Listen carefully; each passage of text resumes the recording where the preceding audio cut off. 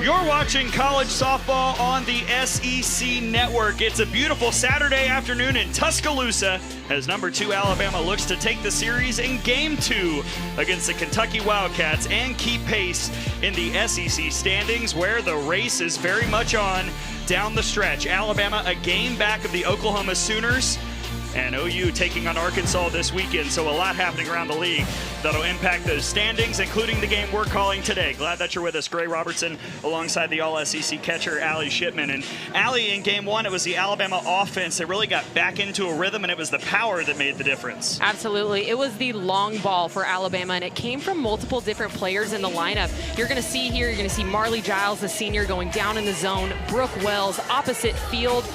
And then you also got the freshman coming in clutch, straight back up the middle. And finally, Audrey Vandegrift coming in hot, walking it off with another home run up the middle. And just a massive difference for the Crimson Tide in the power numbers this year. Last season, 60 home runs in 63 games. This year, already well over that mark in just 44.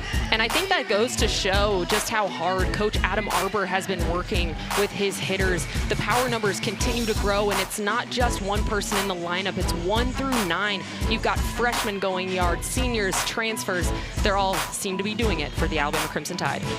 They did it in game 1, a 9-0 run rule victory, and now we'll see how the Kentucky Wildcats can respond. Allie Blum had the best night for the visitors in game 1, 2 for 3 with a double. Yeah, she looked really good at the dish yesterday, made great adjustments off of Jocelyn Brisky, looking to see if she can continue that streak today. A packed house here at Rhodes Stadium. A big day in Tuscaloosa. You've got a little concert down the road later tonight. 30th anniversary weekend for the Alabama softball program. A lot of alums in the house, and we'll have a few join us as the day rolls on. Carly Sleeman steps in against the freshman Vic Moten. And the first pitch is all the way back for a bit of a wild ball one from the freshman Vic Moten, your reigning SEC Freshman of the Week out of Daphne, Alabama. And Vic Moten has such a great freshman ERA, especially pitching in the SEC. She's got great vertical break as well. She's going to throw in the upper 60s. She's got a drop that's going to be a little bit on the slower side, but her bread and butter is mixing that rise ball and the drop ball, throwing people off balance, speeding them up, and then slowing them back down. Sleeman smokes that out to right, and right at Roman, one down. Well, and here's what Vic Moten is going to bring in the circle for the Tide today, Allie. And as we talked about, she has great velocity, but she moves in different ways through the zone. She's got a curveball. She'll go down in the zone with this drop ball and then mix it up with that rise ball as well. If you're a hitter and you see that spin out of the hand, it is really tough to decipher which one is up and which one is down. See how Allie Blum deciphers the pitches from Moten, the sophomore out of New Palestine, Indiana. We mentioned 2 for 3 in game 1 with a double. Team leader in batting average, but quickly down 0-2. And if you look at her spray chart, Allie Blum is a little bit better down in the zone. And so when you're facing a pitcher like Vic Moten, you might go up there thinking, maybe I'm going to sit that drop ball, wait for something that's kind of in my wheelhouse, into my strengths. So we'll see what she does here. Got her. First strikeout for Moten, 2 down.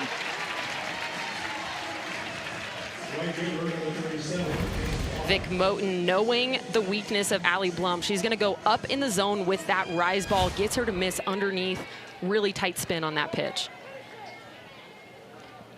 In steps Peyton Plotz, junior out of Lexington, Kentucky. Went to high school at Tate's Creek HS. 0 for 2 with a K in game 1.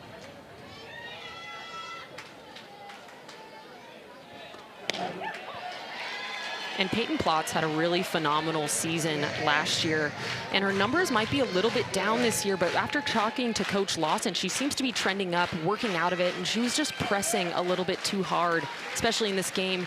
You got to be able to relax, take a deep breath. Right to Wells, inning over. Vic Moten gets it done in 9 pitches, and we go to the bottom of the first. Tide bats coming up.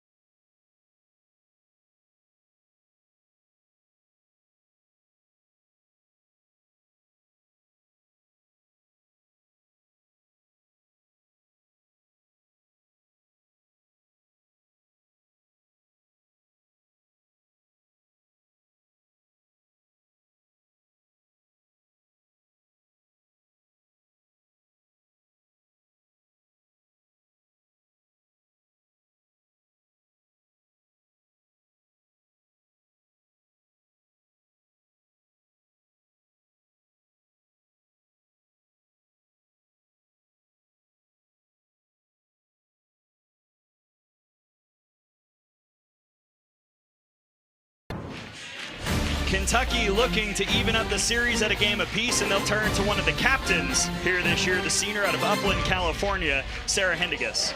Sarah Hendiges, she's going to throw in the low 60s, about 62 to 63 miles per hour. She'll mix in a rise, a drop, and a curve, but it's that changeup that is crucial for her success. Got to keep those hitters off balance, be able to mix her pitch as well, and that's going to lead to her being successful on the field today. Oregon State transfer, second year in Lexington, playing for head coach Rachel Lawson. Alexis Papillo will lead off for Alabama and start this lineup for Patrick Murphy.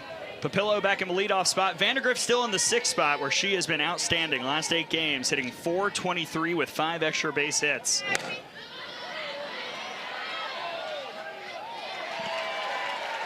And you know, when we talked to Coach Patrick Murphy about making that change, he said he talked to her before he did it, showed her the lineup, and she said, you know what, that's a no-brainer. So she was committed to what her plan was, committed to what the team needed, and you can tell in her at-bats she's a lot more comfortable and confident. Papillo out towards center field. Donaldson will back up and make the grab on the warning track for out number 1.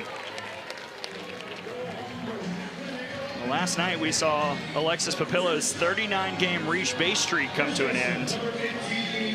Now 0 for 1 today and 1 gone for a player who certainly reached in game 1, Brooke Wells, sophomore out of Round Rock, Texas. 19 home runs on the year, including a 2-run shot last night. And Brooke Wells has just so much power in her swing. You saw last night she was able to go low line drive opposite field all the way over the fence, and that just takes so much control and so much power.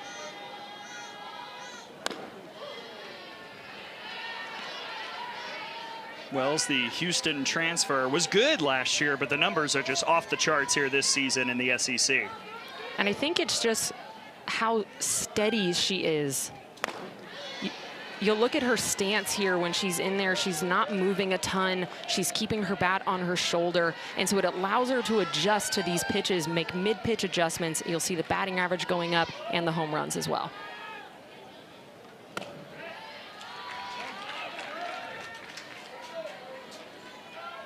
Yeah, Wells entered the weekend 6th in the SEC in OPS, 4th in home runs. Those numbers have gone up. 2-2 from Hendiges. And the count runs full.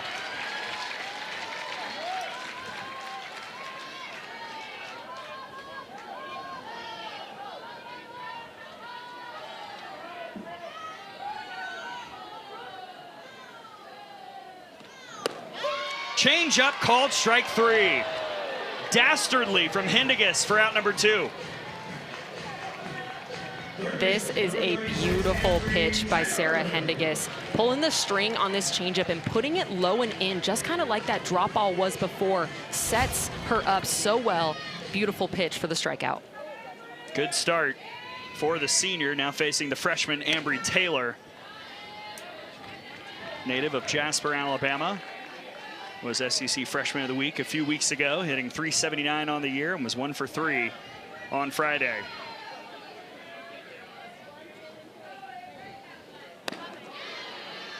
And Ambry Taylor has such a unique story. Coach Murphy said she didn't really do much in the fall, and then she was in that pinch hit role earlier in the season. Every time she got up, she seemed to hit the ball hard, and so he had no choice but to put her in the lineup, and she continues to produce.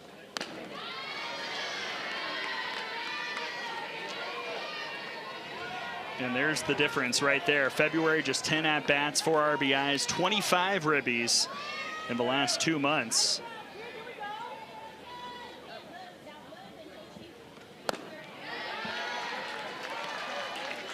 It seems like every time she puts barrel on ball, she's productive with her at-bats, which is really key. And that's why you see that RBI production higher, because she seems to come up clutch when she needs to.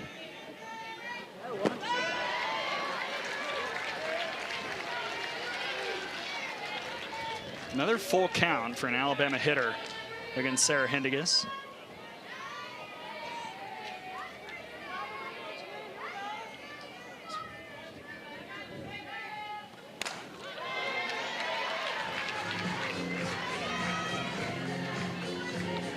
That's a really good battle there by Ambry Taylor. saw that changeup before and then sees that drop ball blown away, learning from the at-bat before her, knows that she has to at least swing and get rid of it. Another one. Changeup called strike 3, and Sarah Hendigas uses the off speed a couple times to end the frame. Well, it's Alumni Weekend here in Tuscaloosa. Coming up next inning, we'll chat with one of the greats, not just at Alabama, but in the SEC and in the world of softball. Four-time All-American Haley McClenny is joining us next here in Tuscaloosa.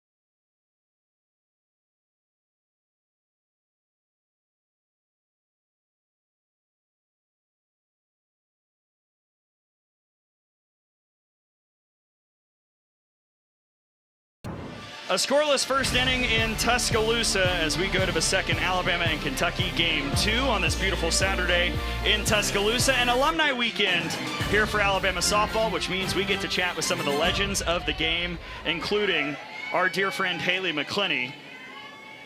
And we'll show her in just a moment as the second inning begins. Welcome back to the booth here at Rhodes Stadium. Gray Robertson, Allie Shipman with the four-time All-American Haley McClenny. Haley, how are you? I am living the dream. You guys, this is so cool just to be here. Like all the alumni out in left field, man, this is electric. And I feel like you've played at every level that this sport has to offer. What does it mean for you to be able to kind of continue to see the sport grow, and even in a situation like this, Alumni Weekend for Bama softball? Well, we were talking about this actually out on the party deck earlier, and the alumni are partying really well. Like the alumni are taken care of. But I was a senior when the 20th anniversary happened, and we had this conversation about like, oh my gosh, like the fact that all these people are here just pouring into Murph, like so grateful for the program and what it's meant. And now that it's 30, it's crazy to watch the game grow. It's crazy. Come on, Salem. Hawkins to first. No way. I don't even need to make another point. Everyone just needs to watch Salem Hawkins do what she just did. That was insane. I mean, wow. Salem Hawkins using her backhand. Look, she's going to get the short hop on this, plant that back foot, and make a heck of a throw over to first base. You couldn't script that any better for Salem Hawkins. No, I'm an outfielder. It's hard for me to compliment infielders. That deserves a compliment, Salem. Carissa Hamilton will step in now against Moten. That's to Taylor, 2 down. And you know they don't call it the hot corner for no reason. This ball is hammered, but Ambry Taylor is right there, right on it. You see her prep step her feet. That way she is ready right when that ball hits off the bat. Now Maddie Clark, quickly 2 gone. Haley, what's the biggest difference in this Alabama team that you've seen so far this year?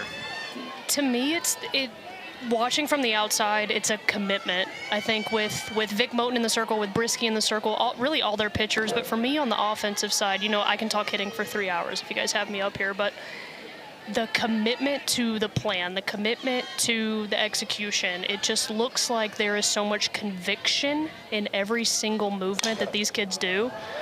This is out towards right, and Roman will make the grab. Haley, we're going to have to ask you to stay for another half inning. Is that cool? You can't get rid of me. I'm here. We go to the bottom of the second, scoreless in Tuscaloosa. Alabama, Kentucky, game 2.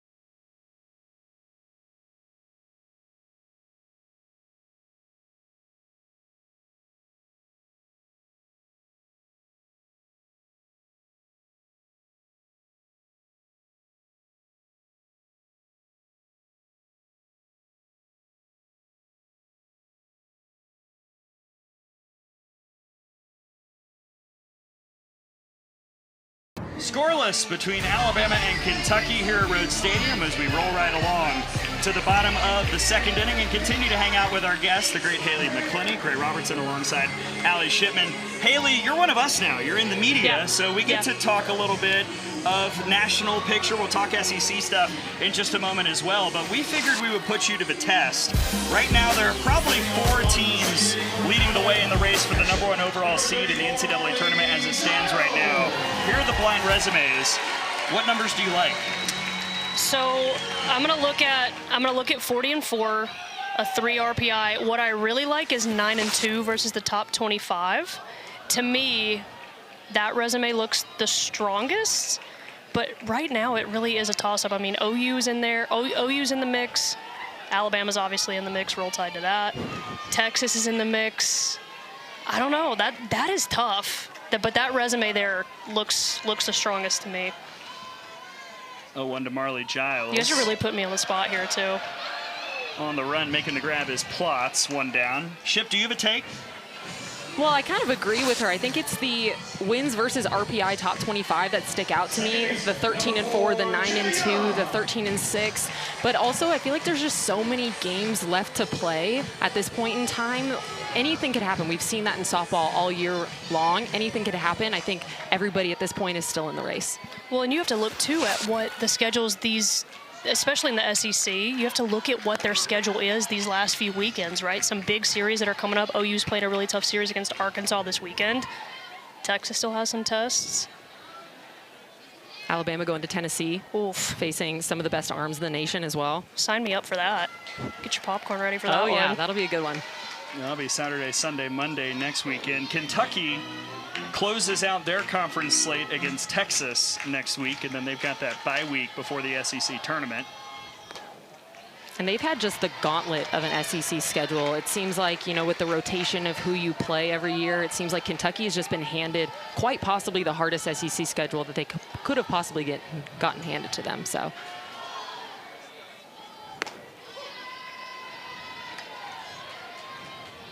And here's exactly what we were talking about for the Wildcats. I mean, you start at Auburn and then look at that run. You guys, I said this on Rally Cap last week. This may be the toughest conference schedule I have ever laid my eyes on in 20 years of softball being involved in the game. Hendigas got the call on Jenny Young to load up the count. Here's another look. And this one may just catch the outside corner, but I really do like the frame by Emmert behind the dish. I think she sold it for them. That's a good job by the catcher. Now another payoff from Hendigas. Stopped at second. The throw won't be in time. Jenny Young can't stay off base this weekend. Jenny Young continuing to swing a hot bat. She puts it in play super hard on this one, and it's just a really tough play. If you're Allie Blum over there at second base, kind of dive for it a little bit, and Jenny Young still has some speed and a good job of putting the ball in play after a questionable call as well by the umpire. You want the hit, you don't want the walk though, right? Hitters hit, There you go. I'll tell you what, a hitter who's hitting is at the plate right now, the All-American Audrey Vandegrift. Jenny Young has been red hot of late. Haley, I'm curious what you like about Audrey's game, because in a lot of ways, as she lays it down, the throw to first won't be in time. A lot of similarities between the way you played and the way Vandegrift plays, and there's the speed right there to reach. Look, if you had me here for the next 7 innings, I could talk about how much I love Audrey Vandegrift. It's just electric. Every time she steps on the ball field, it's lights out speed. Every single time she steps on the field, and we're going to get a close look at that. I don't know if the foot's on the base or not, but the fact that this play is even close is just a testament to her overall athleticism, her speed, what she does for this team and being a spark. She's a special talent and special player. It looks like, I believe they called Vandegrift for being out of the box. And so she's going to have to come back. Kayla Bro is incensed, and Patrick Murphy is coming to ask home plate umpire Tatum Stolting for an explanation.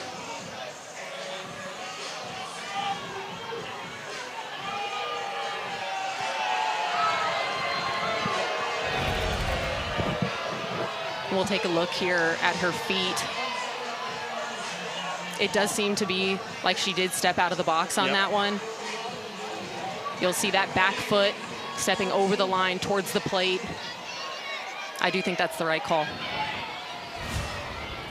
So everyone goes back.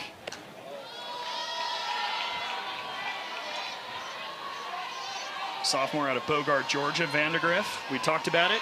Outstanding in game 1, 2 for 4 with 4 RBIs and the game-ending 3-run homer. That's looped and caught! Clark lays out it short.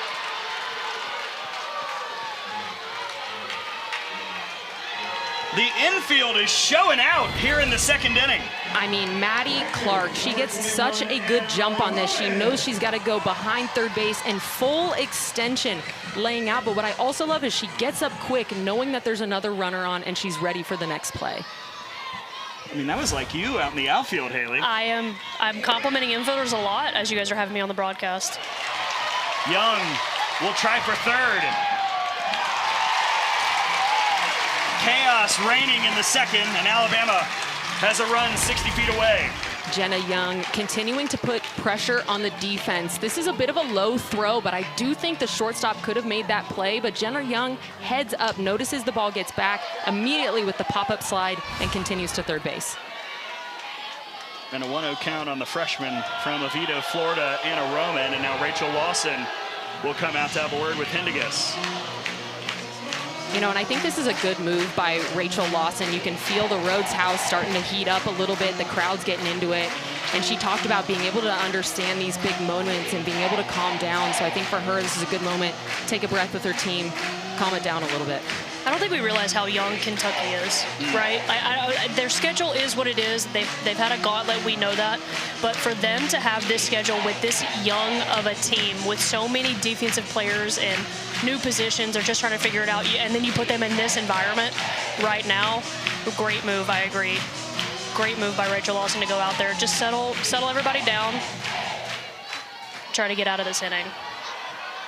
Rachel Lawson in her 19th year in Lexington, trying to help those youngsters. She's got a senior in the circle against the freshman Roman.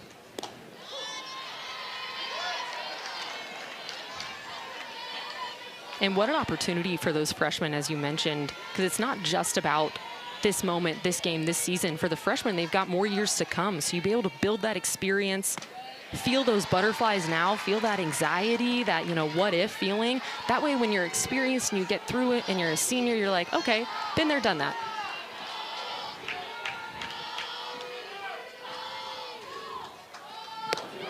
Beautiful change, 2-2.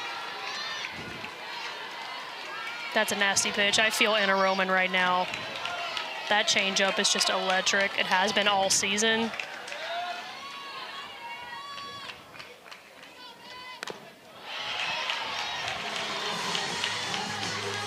And that's one of the things too, Allie, you can probably attest to this, is the ability to see the off speed and hit the off speed, I feel like is what separates good from great, especially in this conference. But the younger of a hitter you are, it's just so tough to see elite electric changeups like that.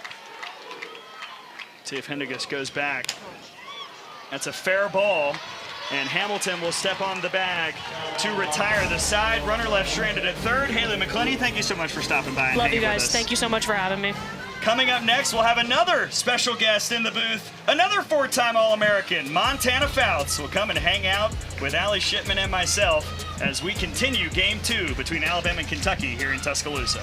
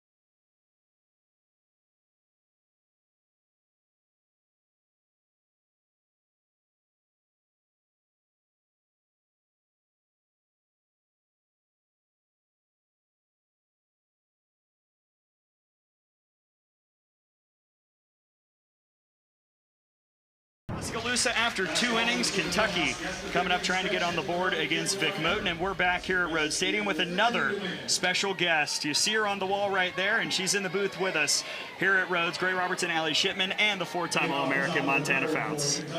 Thank you guys so much for having me. Wouldn't want to be anywhere else, especially without Allie. Thank you guys so much. So grateful to be back here. Oh yeah, we're very excited to pick your brain about a lot of different things because you did something really special the last time you were on this field. But I wanted to first ask about Alumni Weekend, the 30th anniversary, getting to come back and see so many faces that you played with, many who graduated before you. How much have you enjoyed that? It's just so cool to come back to this environment where softball is continuously growing. What Murph has built has been fabulous, but just being able to be out there, be with people that I grew up watching, former teammates, and then getting to watch them absolutely crush it out here. So what a blessing to be here. And the pitching staff for Alabama this year has been absolutely electric under Coach Lance McMahon, and you were able to pitch under him for a year. What's it like being in the bullpen with him? Just awesome. I mean, I don't know about y'all, but in the morning, if he's not helping me in the bullpen, then we're going to have some issues. But the pitching staff has just been great. I mean, defense all the way around. We've been here for like 30 minutes, and I've already seen incredible plays. They look awesome in the circle, so what more could you ask for? Reagan Oni at the plate against Vic Moten, who's just now reached 20 pitches. And a strikeout for the freshman, Moten's second. I'm curious, Montana, Vic Moten at the start of the year was putting up numbers very similar to what you were delivering as a freshman. How much have you enjoyed watching her start her college career at Alabama? Just awesome. I mean, her confidence on the mound is huge, and I know that that just plays such a big role in it, and I know the defense probably loves playing behind her, so just love what she's embodying out there. Another play on the infield by Ambry Taylor, 2 down. And Vic Moten continues to do just that. She's confident, she's pounding the zone, throwing a ton of strikes. She went with that drop ball back-to-back, one for a strikeout and then another one for a ground ball out. Now the 9-hitter, Emery Donaldson. First pitch fouled off. You have any fun stories about my broadcast partner you can talk about on the air? Oh, goodness. So many. Too many to count. I know, I was curious about your thought process going into an at-bat pitch calling. I know we've talked about it a couple times, but now that you're in the professional scene, when you get on the mound and you see a batter step in, what kind of goes through your head? I feel like the older that I get, the more you realize like that is just such an art of pitch calling and what you would call, when you would call, what you're feeling. And that's what I think is so awesome. I mean, about you especially, just like having that relationship, pitcher and catcher, because that is just such a big feel moment. And honestly, it just depends on the vibes, what the hitter's looking like, when what you're feeling. So obviously they're feeling pretty good. We were pretty feel-based in our pitch calling Very together. feel-based. I'd say it worked out. Yes, film is important, but you got to go with what the game gives you, what the batters are doing in game, because you never know. You can watch all the film in the world, and then when you actually get in there to play, it can be a little different. So many times I can recall us being like, this is the plan, and then we get out there, and you go to the plan, and I'm like, nope, let's switch it up. Shake it off. Time blue. And you hated timeouts as well. Yes. Donaldson out towards center. Vandergriff will make the grab. Another clean inning for the freshman. Montana, you'll stay another half inning? I'm here. Let's do it. Love it. We go to the bottom of the third, still scoreless in Tuscaloosa.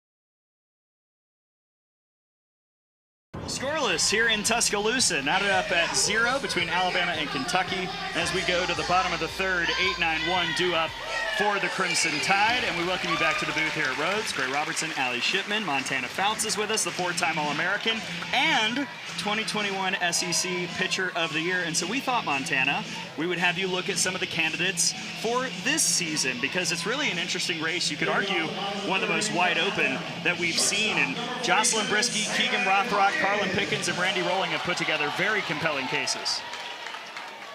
And I think when you're looking at this, correct me if I'm wrong, Montana, what are some big things that you're looking for when you're, trying to pick out an SEC Pitcher of the Year? Is it wins and losses? Is it ERA? Strikeout to walk record? What are you looking at? Honestly, probably just all of the above and how consistent you can be with each of those, and in the big moments especially. That's a great list. I mean, just competitors all the way around. Yeah, Jocelyn Brisky, you see her right there. What have you liked about the way that she's thrown this year and really grown since her sophomore season? I love that she is hitting the high and the low in her off speed. I mean, that is so dangerous and something that all pitchers really strive for. Just being able to have different parts in the strike zone that you're really successful at. And she's just been killing it all year long, and I love how consistent she is when she's out there. She looks strong, confident, so I'm really proud of her. Salem Hawkins fouls off the 2-1, 2-2.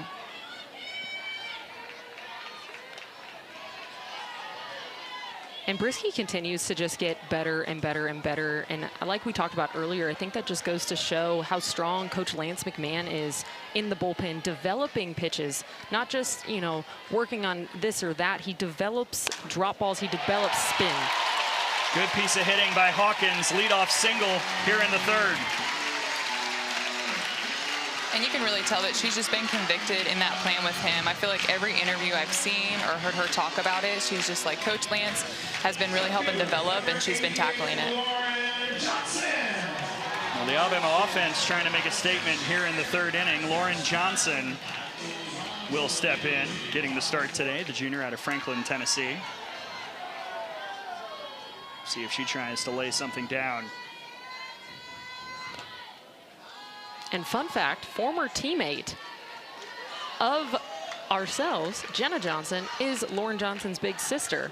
So it really does feel like a full circle family moment. She was in left field, and she started running off, and I was like, is that Jenna? I love it. They do look very similar with their playing style and their antics. The hustle. The hustle. Jenna was looking very intensely on her little sister's at-bat. And that was a called strike, and I'm not sure if Johnson or Patrick Murphy know if it was because of the spot or because Johnson went too far around on the bunt attempt. I feel like as a big sister, this has got to be kind of a stressful moment. You wouldn't know anything about that feeling with a big sister, would you? My sister did say she got more nervous watching me play than she did actually playing herself. So I kind of secondhand feel for Jenna Johnson out there right now. 1-2 from Hindigas. Smoke to left, and moving over is Oni to make the grab. Hawkins has to hightail it to first. One gone. This may not have been the result that Lauren Johnson wanted, but what she did was she learned from the at-bats ahead of her, and she got that changeup in that had been striking out her teammates before. She stayed behind it, got underneath it, and put really good barrel on that ball. You'll see it down in the zone, but a little bit in, so she stays in her legs. It's a great example of learning from your teammates ahead of you, being able to pay attention. Even when you're not actively in the game at that moment, you can learn so much just from being in the dugout. Alexis Papillo flew out in the first inning. All right, so Montana, we've got to talk about the last time you played on this field, winning the AUSL championship with the Talons. You're now the Salt Lake City, Utah Talons coming up this year, but how much did you enjoy getting to be back at Rhodes to win that title this past summer? It was just surreal, just having something so new and so awesome in the Pro League and being able to bring them to my favorite place ever to play softball. I just think was really cool for them to be out on the dirt, be in the locker room, just kind of see what Alabama softball is all about. I mean, getting to answer all the questions, it was great. Fans showed up, showed out, so I couldn't have asked for anything better. And as we continue to see the sport grow, what have you seen and been able to kind of look for in the AUSL that's been special as it continues to invest in softball? Just so competitive. I really believe anytime that you turn on the TV, you go to a game, you're like, oh my goodness, these women can play. So I just really feel like anybody that can get their hands on her are involved. They're like, this is it, this is the new thing, and just keep rolling with it. College softball is doing a great job of really propelling that also. Infield pop-up caught by Hindigas, and Papillo is retired again here this weekend. Now 2 gone for Brooke Wells. You've got a pretty spectacular pitching staff around you, too, for the Talons. That is quite a group with Megan Faramo, Georgina Korick. I mean, stacked in the circle. It's such a great time. I mean, obviously being out there and you can really just pick and choose just because it's so much fun being in the circle with all of them. But my favorite part is just being in the bullpen for practices. I mean, if I'm feeling something, you've got the best eyes in the world just standing right behind you saying, hey, why don't you try this? It's like, yes, ma'am, I will. So just all the way around, awesome. And we've talked about that communication piece before on, multiple occasions, not just in the bullpen, but as hitters too. I think that's something so special when you get a group of phenomenal, talented hitters like that in one spot. You can learn from each other, talk through your at-bats, talk through plans, and same thing with the pitchers. Brooke Wells struck out looking her first time up. 2 gone in the inning as Hindigas continues to dance out of danger.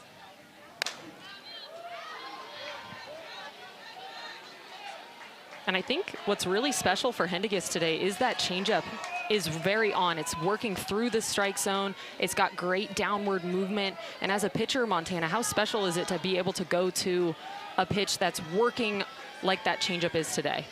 Really just having that much confidence in it to throw in any count at all levels in the zone is huge, especially when you're facing a team in offense like Alabama, where, they're going to be on time. So being able to put that ball where you want it at a different speed is huge.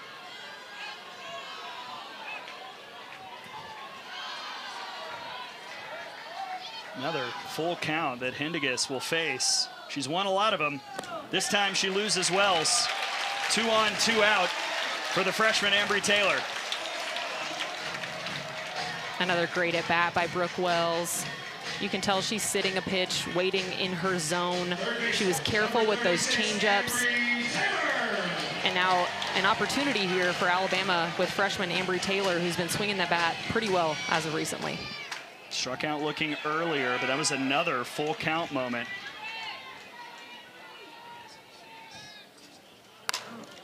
That's fouled away. Last night, Montana, the ceremony was held here at Rhodes honoring Patrick Murphy winning 500 SEC games. How much has your former head coach meant to you, not just in your recruitment and in college, but beyond? I don't even have the words. He just embodies everything that he really tries to instill in us each and every day that you're here, but then beyond that too. Once you graduate, the love doesn't stop. So it's fully known and fully loved is what we like to say, and I think that he does a great job showing that.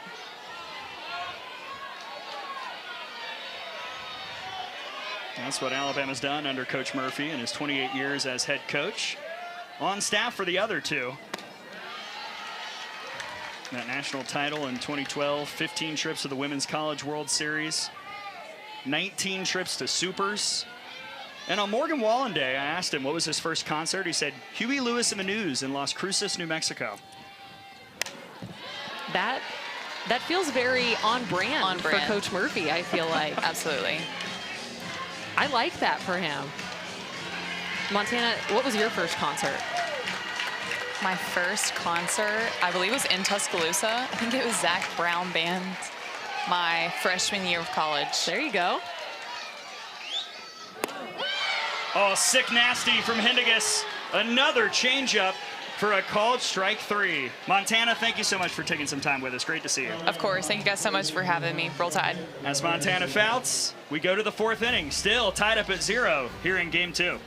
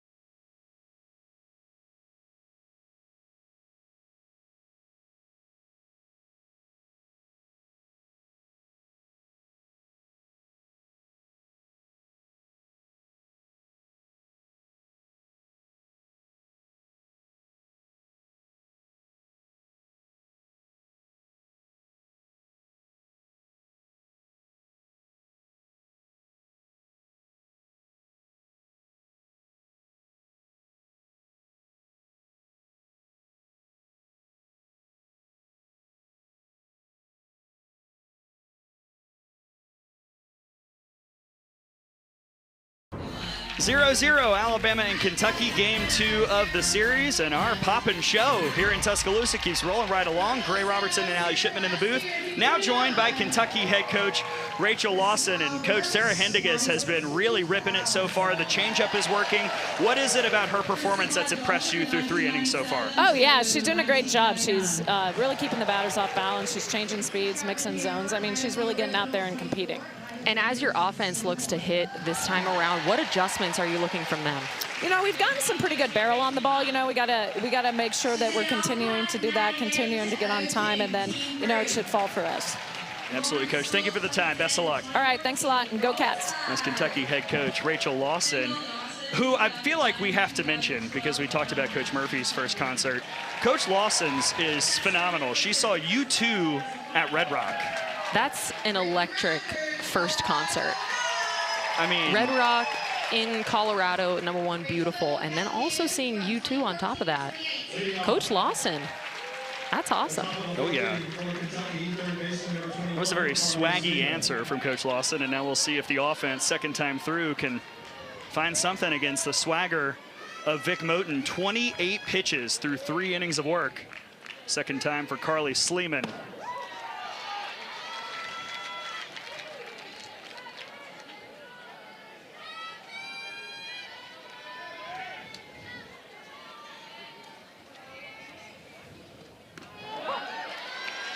And Sleeman's having a really phenomenal year at the dish. And when we talked to Coach Lawson before the game, she said that she's really big on plans. She has a professional style of hitting to her. She's standing up a little bit tall on her legs this year, but she's committed to her plan. Moten is committed to throwing strikes, pounding the zone, and now 3 Ks today. And Vic Moten just freezes Sleeman on this pitch. This is a curveball, but it's going to kind of stay over the middle of the plate, but I think it's the velocity that really shines in that moment for Vic Moten. Blum back up the middle. First hit of a day for the Wildcats, and no surprise, it's Allie Blum in the 2 spot. And Allie Blum continues to swing the hot bat for Kentucky. This is a drop ball that once again is a little bit over the middle of the plate. She gets her barrel down just enough to get this line drive back up the middle. Really good adjustment there by Allie Blum. Peyton Plotz. First pitch was a little wild from Moten. Plotz lined out. Well hit ball that was snared at the shoe tops by Wells. First chance today for the Wildcats with a runner aboard.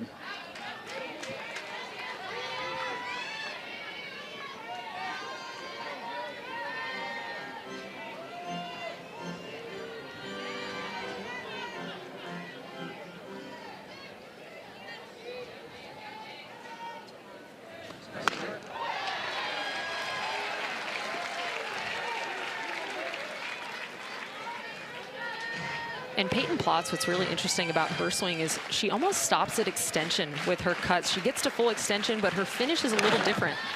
Now that one, she took a full cut, but you'll see on some of her hits, it's almost like she stops right at extension, gets fully out there, and then whatever happens after that is what happens after. I think getting to extension in your swing is the key, and the finish is just the cherry on top. Off speed, hit to third. There's one. The throw to first is not in time. Moten threw the change for the first time, really, here in game 2, and it gets out number 2 on the fielder's choice. Moten changing up speeds. You see Plotz is out in front on her front foot, but this is a good job by Ambry Taylor staying down on that ground ball, making a quick throw, and just a hair late from getting that double play. Now Abby Hammond. Slow roller. Young's flip will end the inning. Jenna Young and Salem Hawkins working in tandem to retire the side at the top of the 4th. Jenna Young going all out here. She's going to lay it on the line, on her knees, backhand flip, and Alabama will hit when we come back.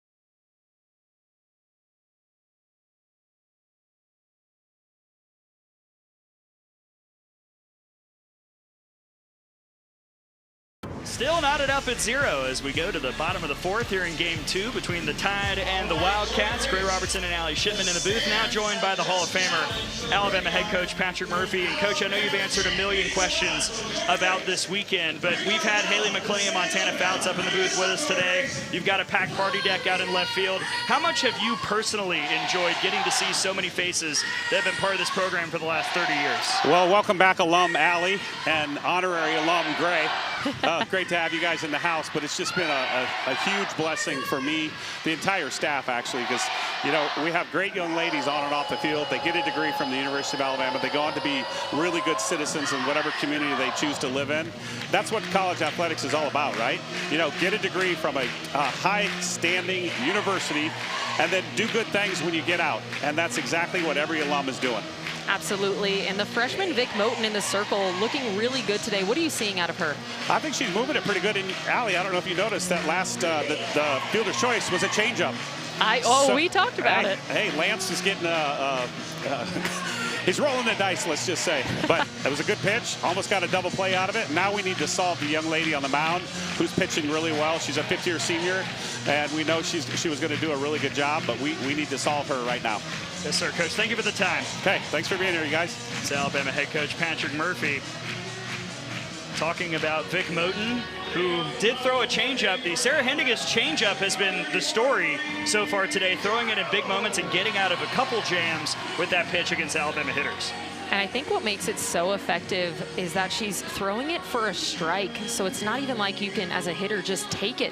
You have to be able to put it in play or foul it off, get rid of it somehow.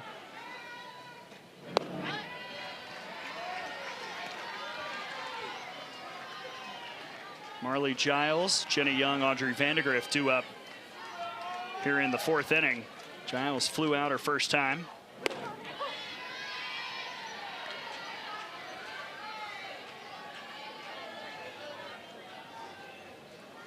Marley Giles having her best year yet.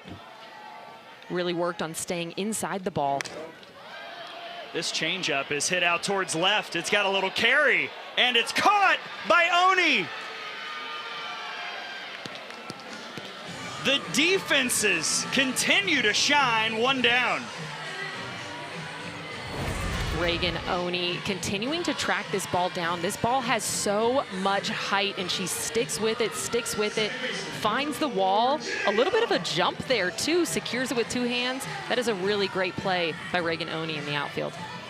And great to see Oni back in the lineup. Had a hard collision on a Marley Giles home run last night with the wall. She left the game, but back in the lineup today and making up for it by grabbing that long fly ball from Giles, and now Jenny Young stands in.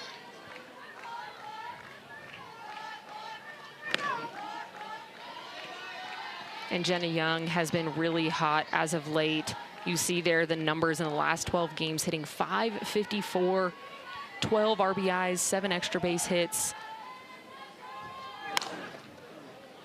And a lot of it is due to some swing changes that she has made in her stride, worked with Coach Adam Arbor, and has kind of changed up her stride and her timing mechanism as of late. Now the reigning SEC Player of the Week, Iowa transfer, last night reached 4 times on a double and 3 walks, a single today, and a miss on the outer half to even the count.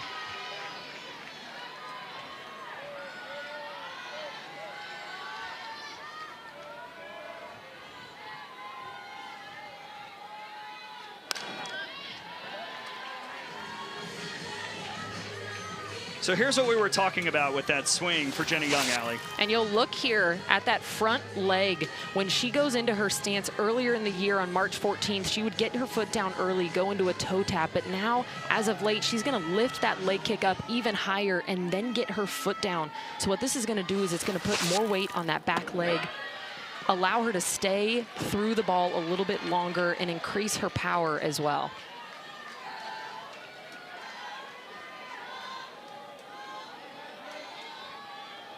This is the 7th pitch you'll see from Hendigas. And it's another strikeout looking. 4th K for Hendigas. They've all caught Tide batters watching. Hendiges with this drop ball. This is going to be low in the outer half. Look at Emmert behind the dish saying thumb under, pulling up. You see her pull towards her face mask right there. That is a great frame by Emmert behind the dish. 2 gone for Vandegrift. And we've seen that pitch specifically called pretty consistently today by Tatum Stolting. So if you're Alabama, what are you saying in the dugout right now to make that adjustment? Well, and I think normally this Alabama offense is fairly patient. They very much wait for the pitch that they want. So now you have to expand a little bit more, knowing that Hendiges is getting those corner pitches, especially with that drop and with that changeup. So now you have to expand, go up there knowing that you're going to have to hunt something on that outer half.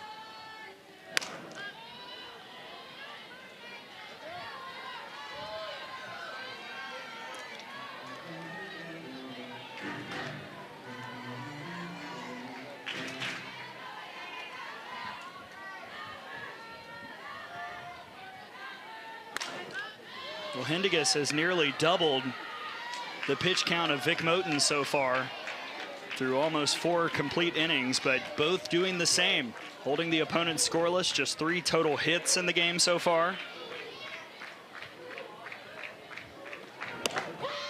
And another strikeout looking. 5th K today. All have caught Alabama watching him finish in the zone.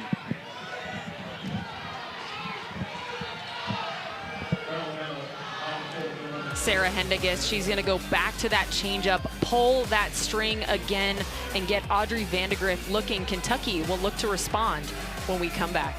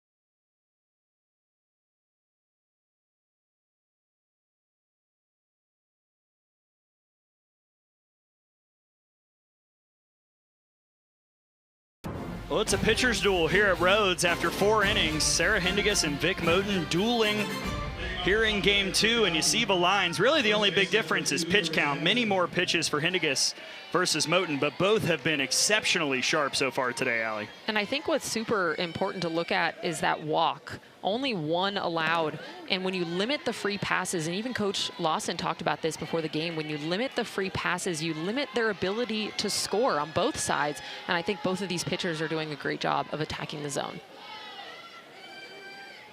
Middle of the order due up for the Wildcats, starting off with Carissa Hamilton. Hamilton lined out to Taylor in the second. Hit for the cycle earlier this year. Has been really, really steady for the Wildcats.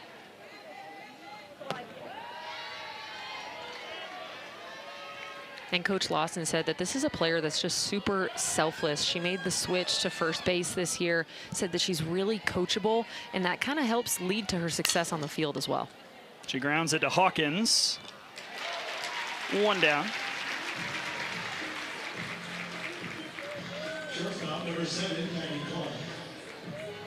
And I think the other key for both of these teams today has been the defensive plays that they've put out. Both teams looking very sharp on defense, diving for balls, and also making the routine plays as well. tough hop for Young. She handled it with relative ease, and another one pitch out collected by Moten. This is a good example of what you talked about earlier about the pitch count difference. Both pitchers being successful in their own way, but Vic Moten just seems to be a lot faster with her efficiency through the zone. That's the 4th first pitch out that the freshman has grabbed in this game. And the hit she gave up was on the first pitch too, so a lot of speedy ABs. Now facing Oni, the Troy transfer, sophomore out of Mount Sterling, Kentucky. And Oni had a bit of a scary play yesterday, went all out in the outfield, ran into the wall trying to rob a Marley Giles home run. Really good to see her back and healthy in the lineup for Kentucky. And she's been outstanding in the last 8 games. Look at that batting average, helped out by a 4-for-4 outing earlier this week against Northern Kentucky. And you love the 7 RBIs in the last 8 games. I think as a hitter, something that you can strive for is an RBI a game. Can I be productive every single game that I go out there? And the ticket to winning is scoring runs. So I think as a hitter, we look at a bunch of different stats, but when I look at a stat line, I'm looking for that RBI production. To me, that is a really crucial stat. First 3-ball count for Moten today. This is in play. Giles to first, side retired. Good reacts by the Alabama catcher. And we go to the bottom of the 5th, still scoreless.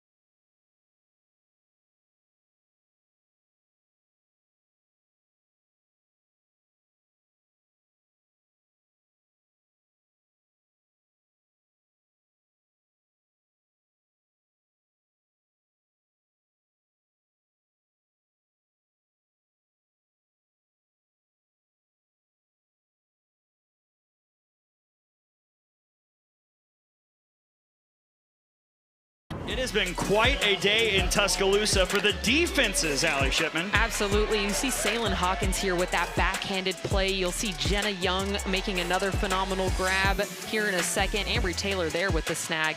Here's Jenna Young. Look at her. On her knees, backhanded flip, and the barehanded grab by Saylin Hawkins. This one from Maddie Clark. I mean, that's an absolute web gem right there. And then I love this from Reagan Oni out in the outfield. She ran into the wall yesterday, had a bit of an injury scare, but look at her, absolutely fearless, running straight back into that wall again today and making the grab. The pitching has been great, but the defense has made the plays necessary to keep this game tied at 0. And Sarah Hindigas has cooked up 5 backwards Ks today. Facing the bottom of the Alabama order, 7, 8, 9, Roman, Hawkins, and Johnson. And this is a little bit uncharacteristic for the Alabama offense.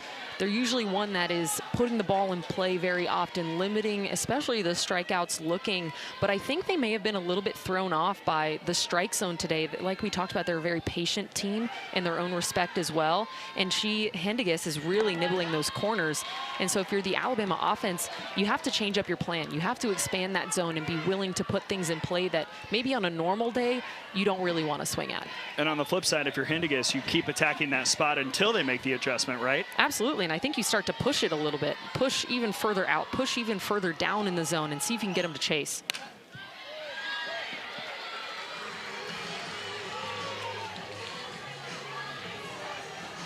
And this is what Alabama offensively has done all year. Top 15 in the country in home runs and slugging. OBP is strong. More walks and strikeouts entering today.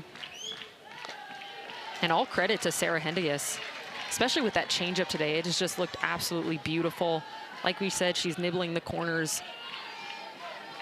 It'll be interesting to see how she continues to expand the zone, though, knowing that she's getting those pitches on the outer half. Roman swung and missed. Emmert will have to hurry. And the throw to first will finish off the strikeout. One gone. This is a perfect example of expanding the zone down. She knows that she's been getting this pitch for a strike, so what is she gonna do? She's gonna put it in the dirt, see if she can get Anna Roman to swing, which is exactly what she does. And then of course you've got Emmert behind the dish, making a great block, popping up and throwing her out.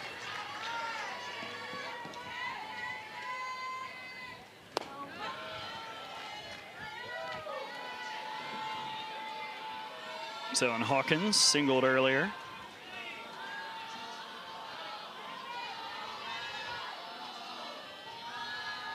Six strikeouts for Hendigas. And a 1-1 count on Hawkins now. I think as a hitter, there's a fine line between waiting for your pitch and being passive, right? I think you have to be aggressively selective. So when you see something inside the zone, you are ready to attack. And if it's not there, it's not there. But I would like to see the Alabama offense taking more aggressive takes, being more committed to their take. They look a little unsure with what they want to swing at right now and what their plan is. Hawkins pops this up. Clark will settle, 2 away.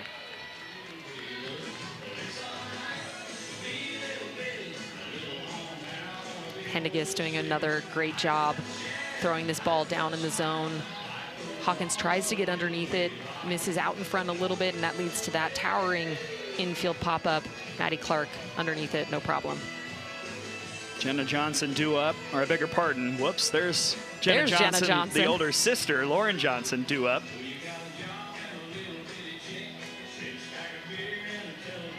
I could see how that would get confusing. It's the first time I've done it all year. That one's Jenna, and then the one hitting right now is Lauren. And there's Lauren's face. There's Lauren's face. I got to get one of those. That's pretty cool. We'll get an Allie Shipman one made. Strike one from Hendigas. Lauren Johnson, a well-hit fly out to left back in the third. And it was on that changeup that has been so special for Hendigas. Has to give you a little bit of confidence if you're Lauren Johnson.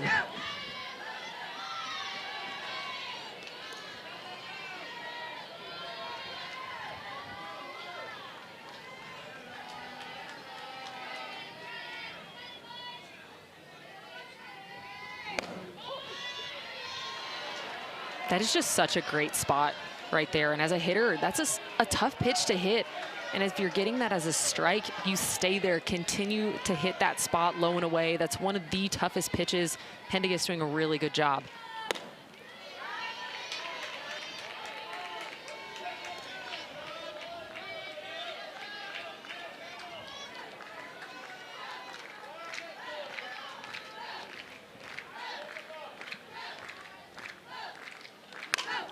Two is jammed out to right, and Lauren Johnson turns the lineup over with a 2-out single. And if you're Alabama, I think this is the change that you're looking to see. You'll see sister there, Jenna Johnson, filming. But Lauren Johnson, is this the perfect pitch, and is she perfectly on time? No, but she takes a committed hack at this ball, and she takes a hard swing. So even though she's jammed, she can push something into the outfield for a base hit. First hit for Johnson in conference play since the opening SEC matchup at Ole Miss. And now Papillo, who has been quiet in this series, 0 for 2 today and hitless against Kentucky, 0 for 6.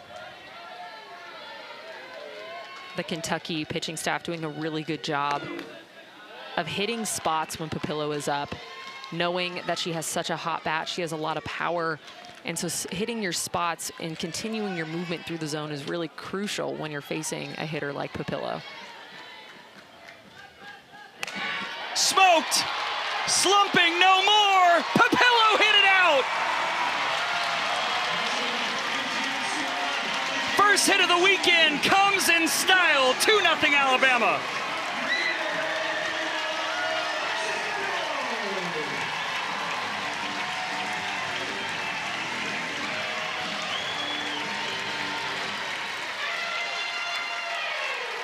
What a fun moment for Alexis Papillo. You're going to see her go down in the zone with this drop ball, gets her barrel underneath.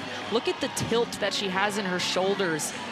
Beautiful swing on that low pitch. And then what I love is as she's rounding the bag, she's pointing out to the alumni in the alumni deck out there, giving all the glory to the people that paved the way before her. An incredible moment for Alexis Papillo.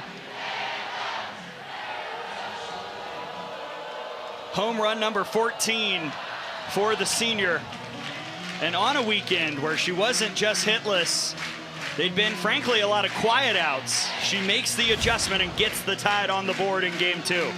And we were just talking about how important pitch placement is on Alexis Papillo because she's a hitter that adjusts well. And so she swung and missed on that changeup earlier in the bat, or in the at-bat, excuse me. Then they go to that drop ball in a similar place, but she is on time and ready for that pitch. And now another big bopper in the Tide order, Brooke Wells.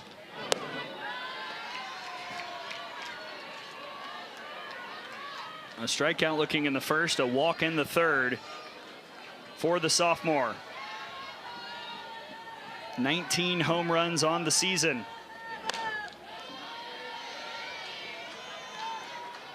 Another really dangerous hitter. And having them back-to-back, Alexis Papillo and Brooke Wells, is so special for the Alabama lineup and so difficult to pitch to if you're an opposing pitching staff.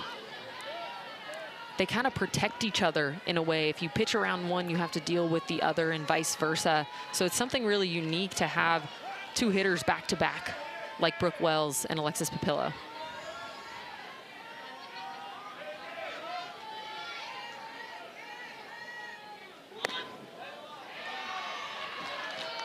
Hindigus being careful, trying to nibble those edges. I do love the effort on the frame back there by Emmert. She's in basically a full knee-down split stance. Strike called, full count.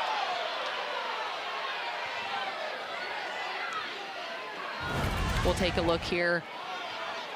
This is a curveball. Maybe just hits the inner half. That's definitely high, and Wells will trot down to first with a 2-out walk.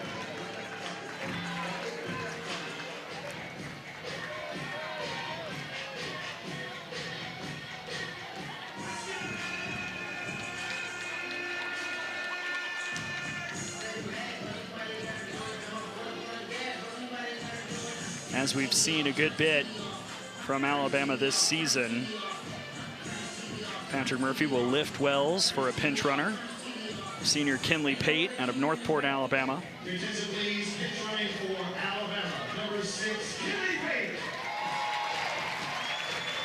And we'll see if Alabama decides to put Pate in motion. She had a stolen base last night and is currently sitting at 7 for 7 in swipes this year, with Ambry Taylor about to step in.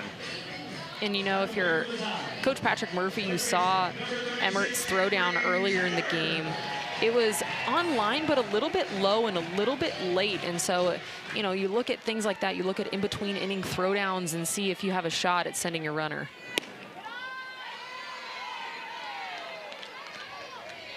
Tough day so far for the freshman Ambry Taylor. A couple strikeouts, both looking.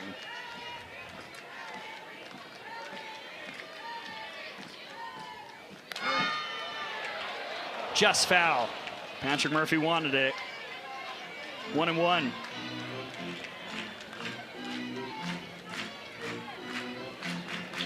Ambry Taylor, 9 home runs on the year, trying to become at some point the 4th Tide batter to hit double digits. 3 of those 4 new to the team this year. Alexis Papillo in her 2nd season in Tuscaloosa after transferring in from Northern Iowa. A shot caught by Sleeman. hard hit, but great defense again. And that'll end the inning. But Papillo gets Alabama on the board. Papillo gets Alabama out of their slump. She goes down in the zone to get this drop ball, stays in her legs. She is pumped about it, giving the glory to the alumni in the outer deck. Kentucky will look to respond when we come back.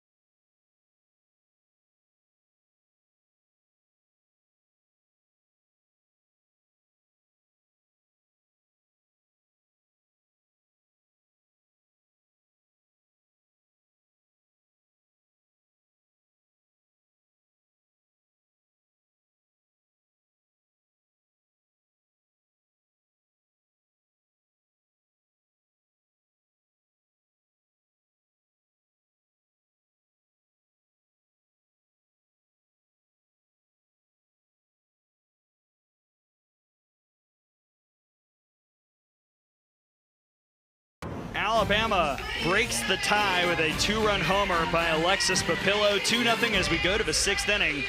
Here at Rhodes, 8-9-1 due up for the Wildcats, and the visitors are trying to reverse what's been a tough trend in SEC play, outscored 38-4 in the 6th inning this year. And that's a really interesting statistic, and you know, it could be due to a couple things. You wonder if maybe your arm in the circle, since they've had so many injuries, if it's that fatigue aspect. As you get later into the game, you start to get a little bit more tired. But now they're starting to get some of their pitchers back from injury, starting to feel a little bit better. And besides the home run to Alexis Papillo, I feel like the Kentucky pitching staff has done a really good job. And we still have not seen Mackenzie Oslanzi, the Eastern Illinois transfer. Hinigas has gone the whole way so far today. Moten's gone the full way for Alabama, and now that foul ball makes it 2-1 on Ella Emmert. Vic Moten, only 51 pitches today. She's been very effective and very efficient through the zone. Emmert back up the middle. Leadoff single for the Wildcats, second hit today. And the tying run will come to the plate.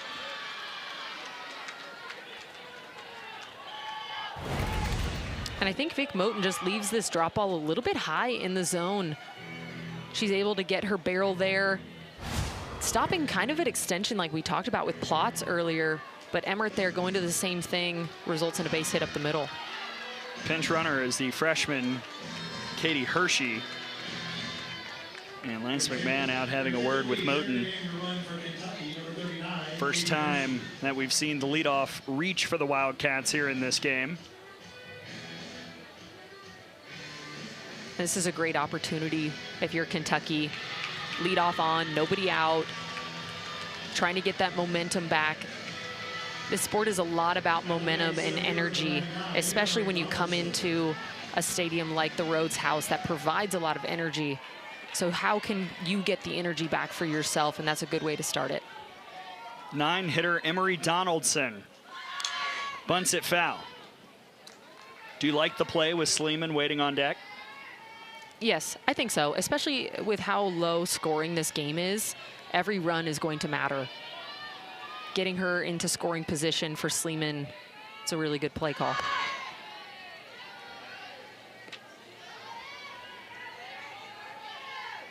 Glad that you're with us here in Tuscaloosa.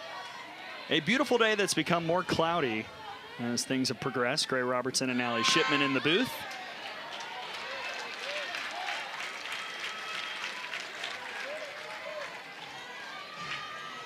It was downright hot earlier today, but more cloud cover. There's rain expected tonight during the Morgan Wallen concert.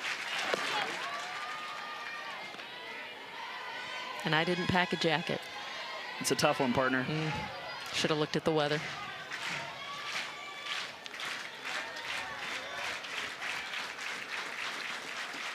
Two.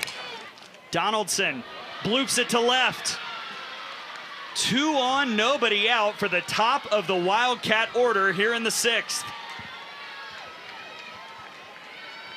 Donaldson not trying to do too much here, knowing that she had missed those sack bunt opportunities earlier in the at-bat, is jammed on this pitch, but takes a committed cut. Once again, when you swing hard, good things happen.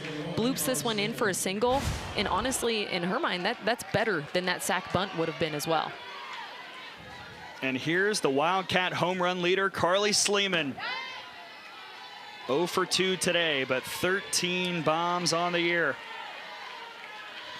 Hitting .389 this season with runners in scoring position.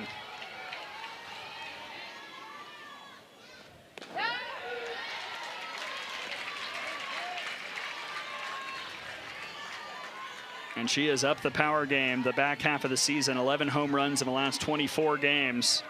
6 home runs against ranked teams this year. And that's what I was just about to say. What's even more impressive is because of the SEC schedule that Kentucky has played, her being able to put up those home run numbers, they aren't just off anybody. Those are off top pitching staffs, top teams. So it just goes to show how good Sleeman is.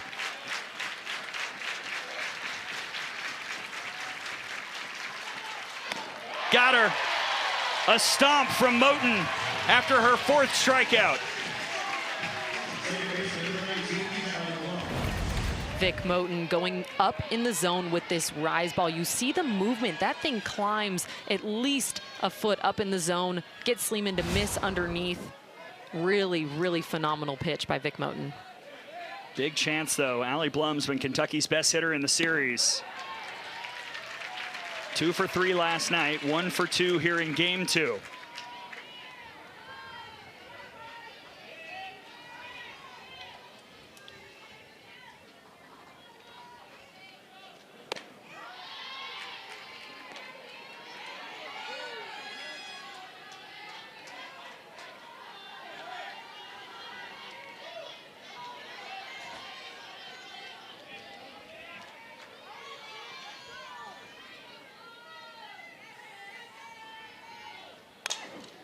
That's through the right side. Hershey will round 3rd. Pruitt comes up throwing, and Kentucky is on the board with a response in the 6th.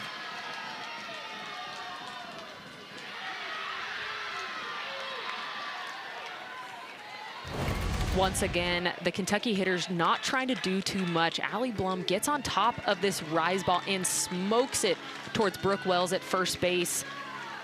A really, really good piece of hitting on getting on top of that up pitch, learning from the at-bat before her, ends up scoring a run. Tying run is at 3rd for the Wildcats. And the day is done for now for the freshman Moten.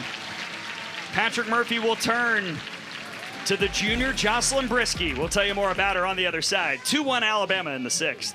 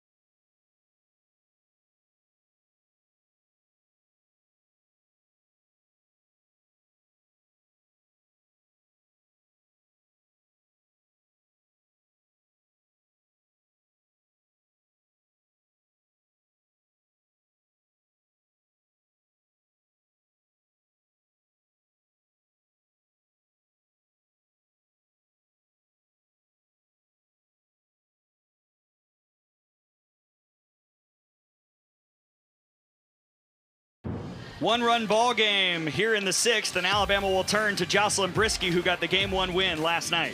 And Brisky is so efficient. She has minimal walks on the season. What she does really well is she splits the zone north and south. She's going to go up in the zone with that rise ball and then finish it down in the zone with her drop ball. She occasionally will mix up that change in the curve in there to kind of throw batters off, but her bread and butter is splitting the zone north and south.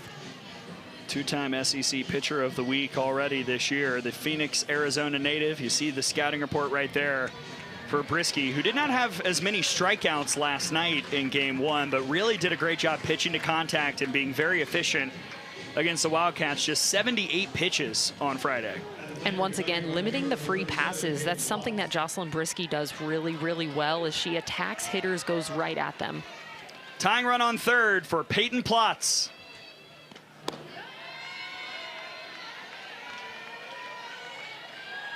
Oh for 2 day for the Kentucky 3-hitter. Blum just had the RBI single. Donaldson waits on third, trying to tie up this game.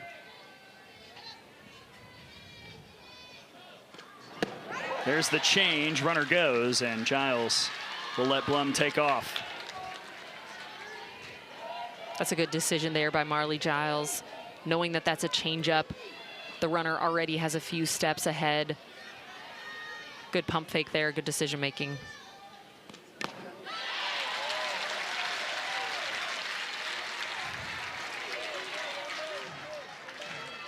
Peyton Plotz, the Lexington, Kentucky native. A base hit would likely give the Wildcats the lead. That's going to drift in towards the bullpen.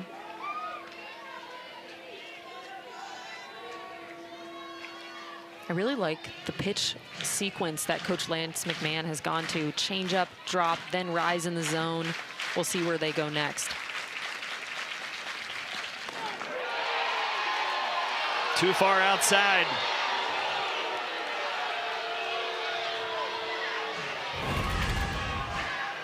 And I think this is the right call. You see that over on the outer edge of the dish. I think if you're Marley Giles, the only other thing to do is be a little bit earlier with your frame, get around it a little bit more. That's going to be foul. And it wasn't called foul early enough. There was a collision at the plate. And Donaldson and Giles will head back to their respective spots. And just a little bit of confusion on the infield as to if that was fair or foul. Like you said, it was called a little bit late. And so you're taught to finish out the play, but there was a little bit of hesitation there by Ambry Taylor because she wasn't sure. She thought it was a foul ball, but then the play continued. Marley Giles caught off guard, and then just a little bit of a collision there. It wasn't called until after the collision. And now a full count for Plotz.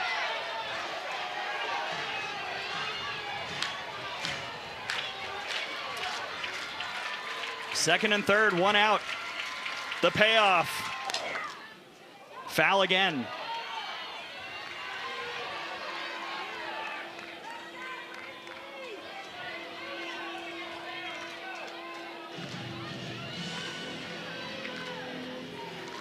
This is great fight from the junior Peyton Plotz, trying to get the big swing for the Kentucky Wildcats.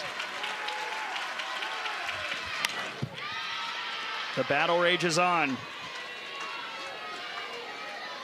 This is a really good at-bat by Peyton Plotz, and she's keeping her demeanor nice and calm and even though there's been a few interesting things happen this at-bat, she's staying locked in, staying calm.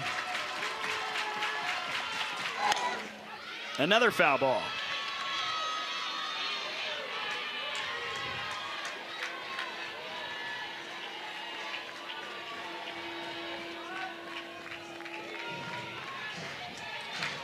Well, the tension is ratcheting up with every pitch of this Brisky-Plotz battle.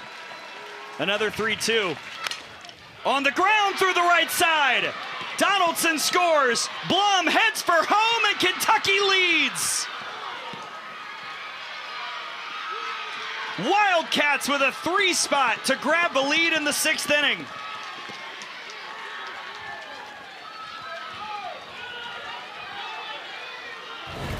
Peyton Plotz just continued to battle in this at bat. So when she gets that drop ball that's a little bit elevated in the zone, she is ready for it.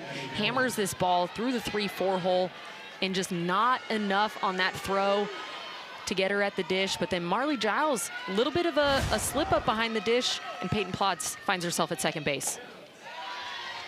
And now a great chance for Abby Hammond, who's 0 for 2.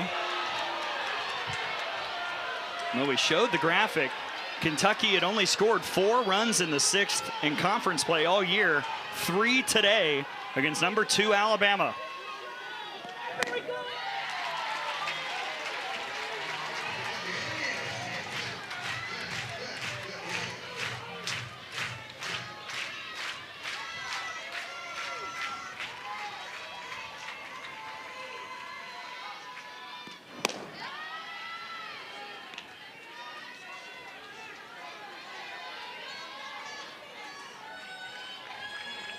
Abby Hammond, the freshman, 2-time Kentucky Gatorade Player of the Year, 4-time 2A Player of the Year in high school. To short, Hawkins will not make the throw. 2 down.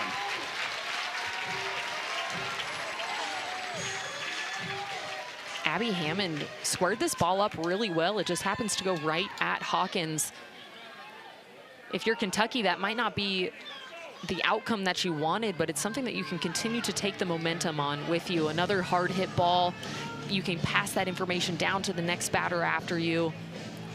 It's a good piece of hitting there. What's been the biggest difference offensively for Kentucky in this inning? Because even the outs, as you just talked about, have been squared up much better against multiple pitchers. I think they just look a lot more sure in the swings that they're taking, and they're willing to fight some things off. You're seeing a lot more foul balls, a lot more swings earlier in the count. You can learn a lot from a swing, whether you swing and miss, you foul it off, you hit it. You can learn a lot about timing, where your bat path needs to be, what your posture needs to look like. And so they're doing a good job of adjusting from pitch to pitch. Runner still on second, Carissa Hamilton.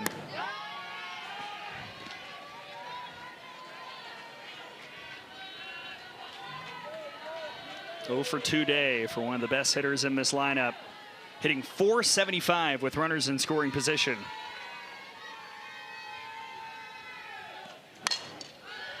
In the air towards center field. Bit of a run for Vandegrift. Inning ends, but Kentucky puts up 3 and the Wildcats have the lead. Tide will try and answer on the other side.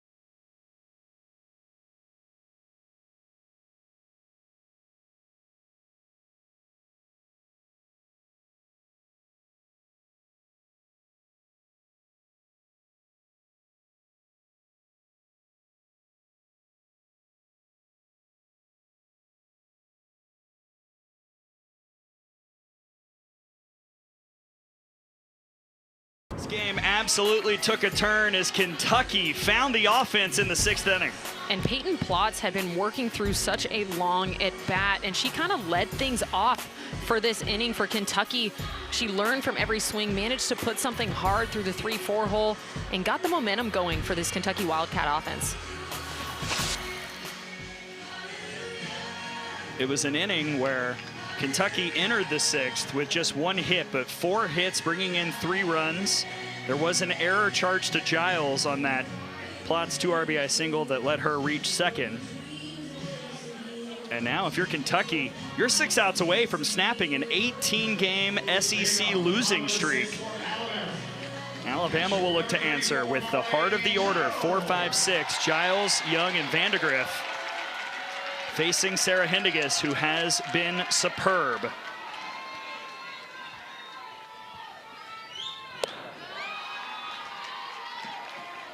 And I think if you're the Alabama offense, you need to take a page out of the Kentucky offense book and start to be a little bit more aggressive. You know, we talked about it a little bit, but you can learn so much from a swing. It's hard to learn from takes. You don't get as much of that feel for where should my barrel be in the zone? Where do my shoulders need to be? Where's my weight transfer? Little things like that that go into a swing. 2-0 to Giles. Just a hair outside. You see the pitch count. Hindegis now north of the century mark in this game.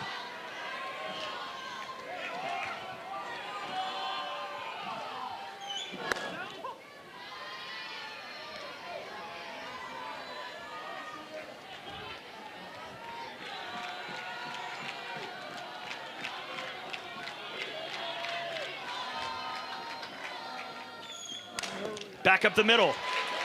Stopped. The throw won't be in time from Blum, and Giles has the infield single.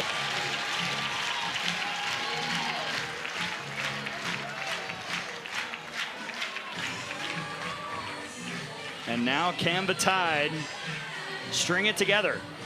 Just 1 for 7 today with runners on. 0 for 2 Risp, 4 left on base. The one hit with a runner on was the Papillo 2-run homer. And now Rachel Lawson is out to have a strategy session with the defense. Patrick Murphy and Caleb Rowe having a word with Jenna Young and Vandegrift as well. A lot to discuss in this big moment, Allie. And I think this has been something that the Alabama offense has kind of felt looming. They've had a couple of games, a couple of series where you've seen that runners in scoring position number look a little down for them. And so this is a big moment. Try to reverse that, try to see what are my hitters made of? What do they feel in these big moments? How can we overcome the anxieties, the butterflies, things like that? And same thing for Kentucky. You're in a really great environment here, a lot of fans, a lot of feelings. So it's a good opportunity for both teams. Maybe Alabama's hottest hitter at the plate. A strike to Jenna Young, who's 1 for 2. A single in the second and a strikeout looking on a full count in the fourth.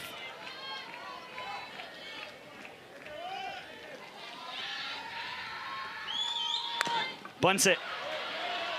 Hindegis, good throw. And Giles stands on second after the sacrifice. It's a picture-perfect sacrifice bunt by Jenna Young, doing her job, putting that ball down in play, moving the runner over. We talked about it earlier with Kentucky and their sac bunt. It's a low-scoring game. You need to put as many runners in scoring position as you can. The opportunity's there for the All-American Vandegrift. She's played her best in the last 8 games. 0 for 2 day. A pop out and a K looking. On the year, hitting .324 with runners in scoring position, right around her season average of .320.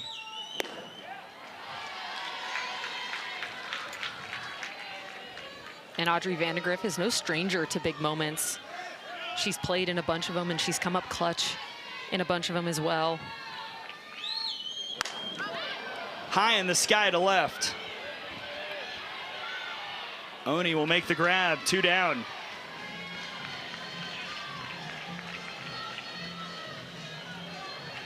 It's a good pitch there by Hindegis. Audrey Vandegrift made a decent adjustment on that, but just underneath, which causes that very, very tall fly ball to left field. A couple innings ago, last inning actually, Larissa Pruitt came on as a defensive replacement. Hitting in the 7th spot for Anna Roman, who is 0 for 2 with a K. And a senior out of Hartselle, Alabama, will look to tie this up.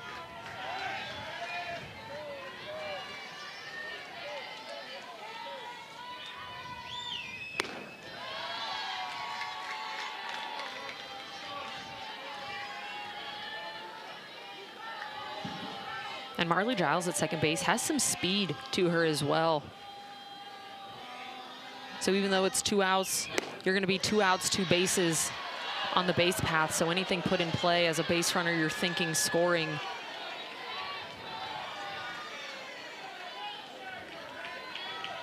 Hindicus trying to get out of another sticky situation in this game. In play, Blum with the scoop, inning over. Kentucky gets out of the little mini jam, and we go to the 7th. Wildcats up a run.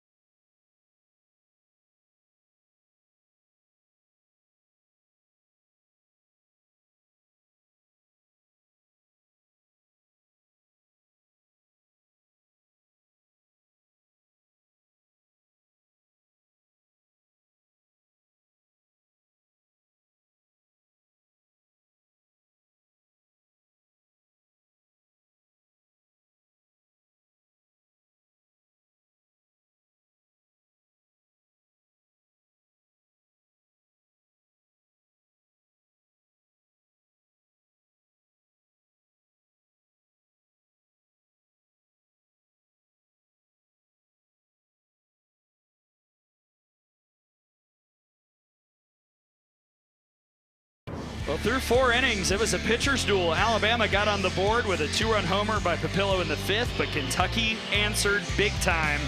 3 runs at the top of the 6th inning, and a gem so far by Sarah Hindicus. And now here we are in the 7th.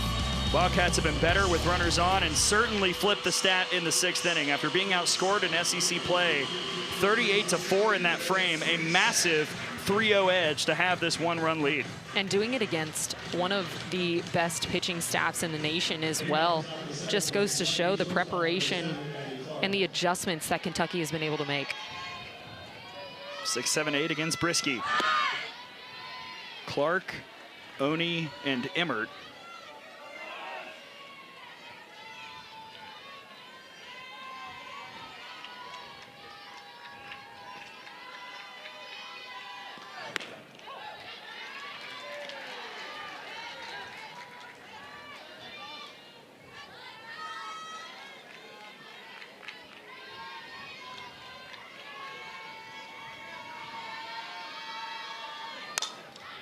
Clark out towards center field. Vandegrift watches it go. Maddie Clark's 2nd home run of the year. And Kentucky's got insurance in the 7th.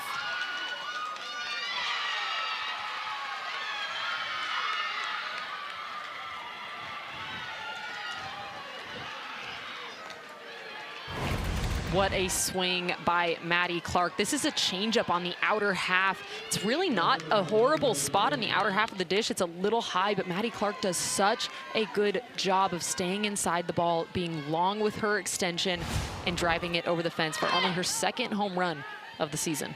We could see her teammates loved that, not just because of the moment, but because of what that means for Clark. A lot of excitement over on the Kentucky side. Now watching as Reagan Oni battles Brisky.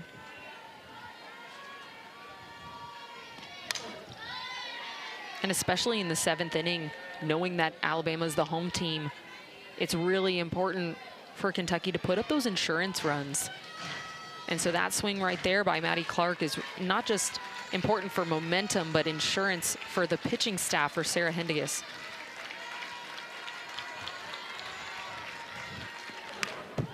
Maybe the Wildcats can get a little more here in the 7th. As we talked about in the 6th, the swings have just been significantly better in the latter stages of this game. A lot more confident. They're a lot more aggressive. especially the strike zone today has been a little bit back and forth, so I think you have to take that aggressive approach if you're a hitter.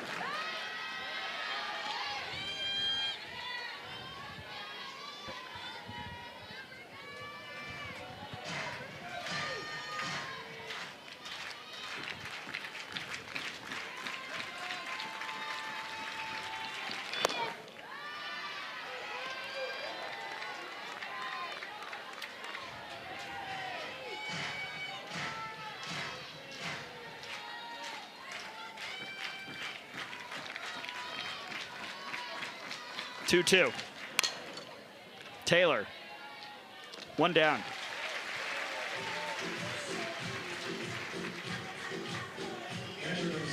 It's a good bounce back there by Jocelyn Brisky.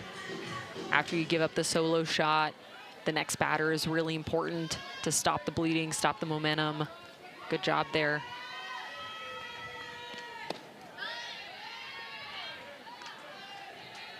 Ella Emmert got it started in the 6th. A single up the middle. 1 for 2 day.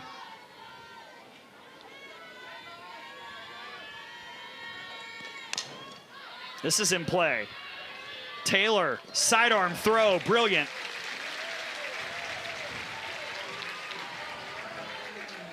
It's a really good job there by Ambry Taylor. She's gonna see the hop, start charging.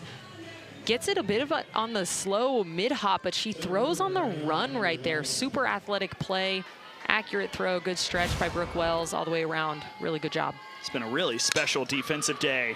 Donaldson to right, Pruitt backs up and makes the grab. Side retired, but Kentucky gets the extra run. And now the Wildcats are 3 outs away from evening the series.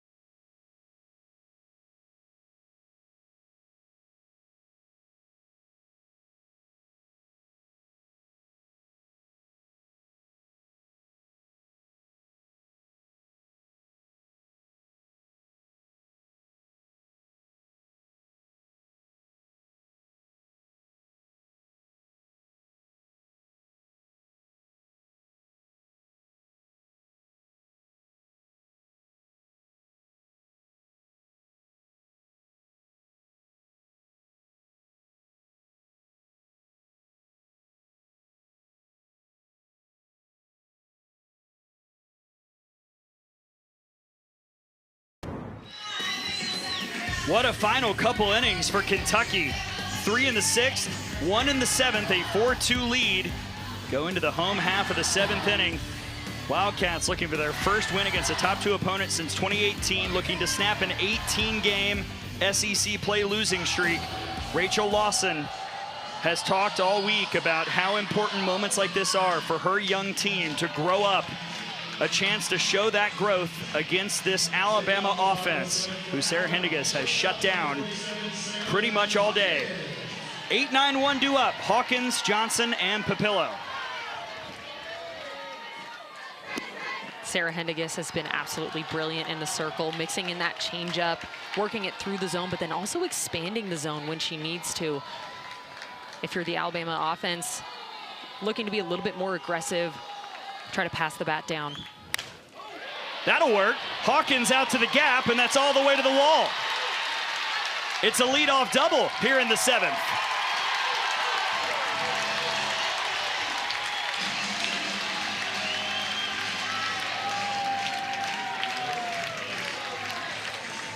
And if you're Alabama, this is exactly what you want in this situation. She's gonna get this drop ball down in the zone, stays underneath it, inside out this ball, drives it into the gap, trying to get some momentum going for her offense. Tying run will come to the plate for Alabama, and they will face a new pitcher. An outstanding outing for Sarah Hindigas. It should most certainly be noted. But she'll exit in front of a Rhodes house that's getting a little rowdier. And we'll tell you about the new pitcher, Mackenzie Oslanzi, when we come back.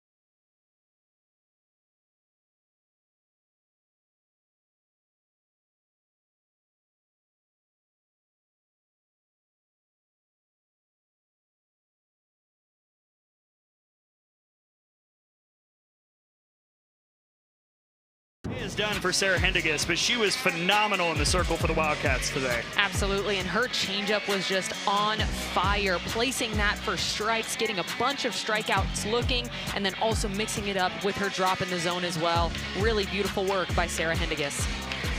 After the leadoff double in the 7th, though, the Wildcats will make a change. You see the line for Hindigas, 6 Ks, 5 of those were looking. And now the junior transfer out of Eastern Illinois, Mackenzie Oslanzi, comes in, tying run at the plate, nobody out. Hard foul ball by Lauren Johnson. And Mackenzie Oslanzi is going to be a little bit of a different pitcher than Hindigas was. She's going to be faster in the zone, throwing 60 to 70 miles per hour. She really uses that changeup when she's ahead in the count, but she relies on that drop, that rise, and that curveball. But I think the ticket here for Alabama is trying to adjust to that velocity early. Last year's Ohio Valley Conference Pitcher of the Year, first season in Lexington.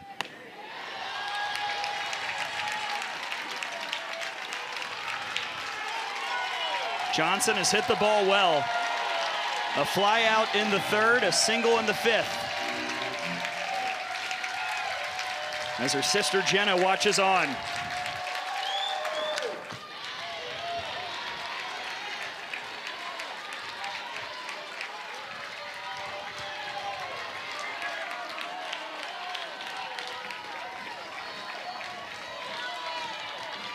This is a big at-bat for the Crimson Tide, knowing that you have Alexis Papillo on deck, who had previously gone yard in this game, trying to pass it down, get more runs aboard.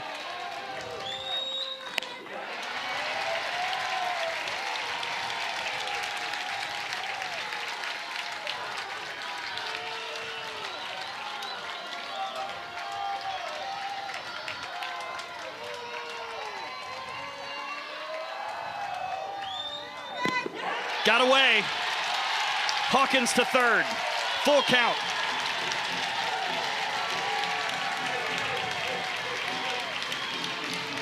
That's a great take there by Lauren Johnson. Emmert behind the dish. She's in an interesting position in her frame. She's got one leg fully kicked out, so when you go to block, it's a really hard position to get down in front of. Goes to pick that one and just misses it a little bit. Over to short. Hawkins stays where she is, 1 down.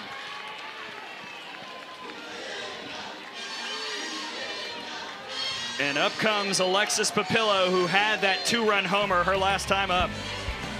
Alexis Papillo gets this drop ball down in the zone. Now, Hindigas is going to throw a little bit slower, but the bread and butter of Oslanzi is that drop ball again. So if you're Alexis Papillo, you're looking to keep that same tilt, that same hinge, try to get underneath something here. How aggressive are you being if you're Kentucky and weighing the possibility of putting the tying run on base versus giving Papillo anything juicy to hit? Well, the hard part is Brooke Wells behind her in the order, who has been clutch for the Crimson Tide already this year. So it's really tough to pitch around her. I think what Oslonzi's doing here with just kind of nibbling at the corners is the exact thing you want to do. Make it close enough that could be called, it could be not. See if you can just get her to swing at something a little bit outside of her zone.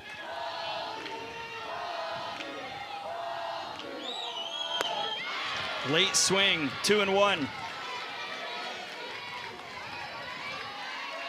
Alabama today 0 for 5 with runners in scoring position, 5 left on. The one hit with a runner on was by Papillo.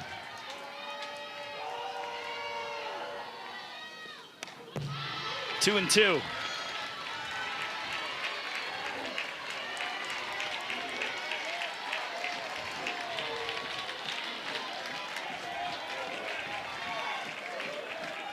I think now that you're even in the count for Oslonzi, this is when you start to expand the zone a little bit, push the boundaries of where you're placing your pitches.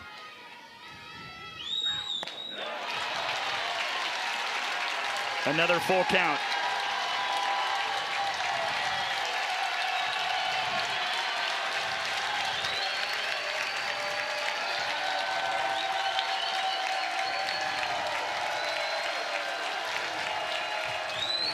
Ball 4. Here comes the winning run.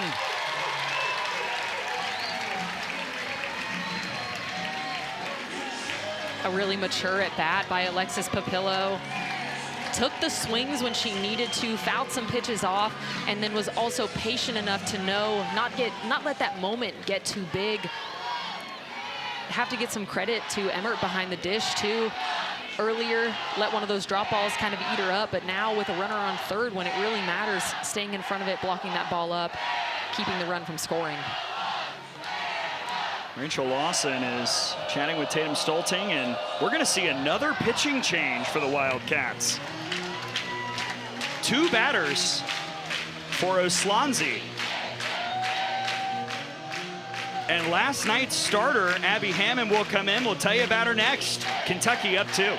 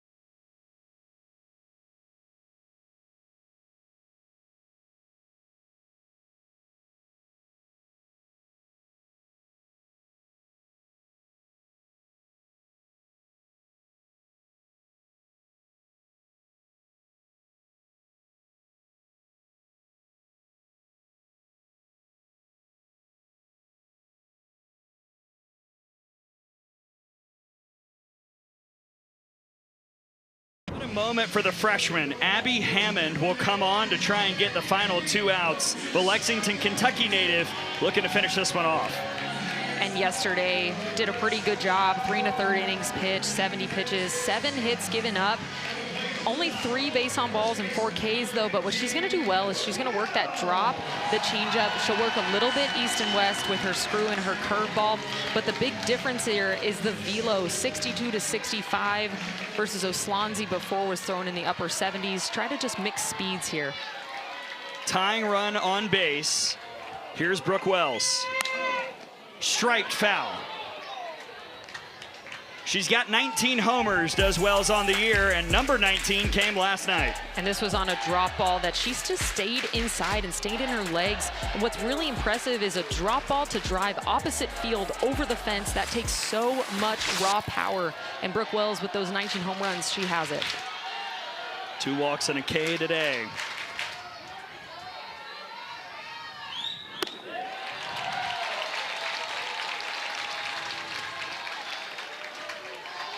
Kentucky trying to snap an 18-game SEC play losing streak. 4 runs in the last 2 innings have built this lead. Alabama trying to keep pace with Oklahoma in the standings. Wells to right, that's down. Papillo stops at second, and Alabama is a run closer.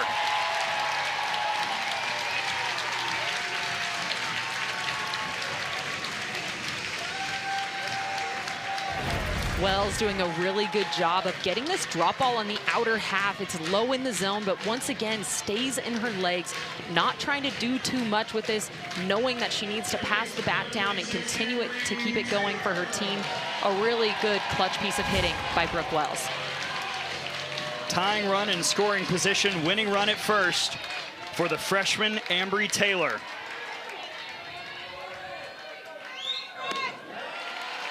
Taylor is 0 for 3. A couple Ks looking, a hard line out to third base in the 5th. She's another one with a ton of power, 9 home runs on the season.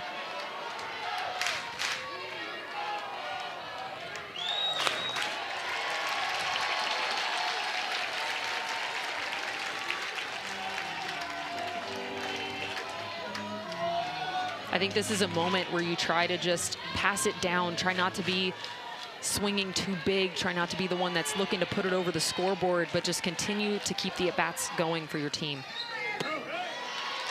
Oh, wow. The changeup is a ball, 3-0. I actually really like this pitch here by Hammond. Just a little bit low, maybe mix the bottom of the zone, but still a really good spot.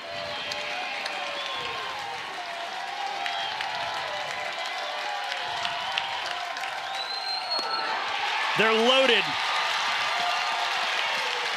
The freshman draws a walk, and here comes the senior, Marlee Giles.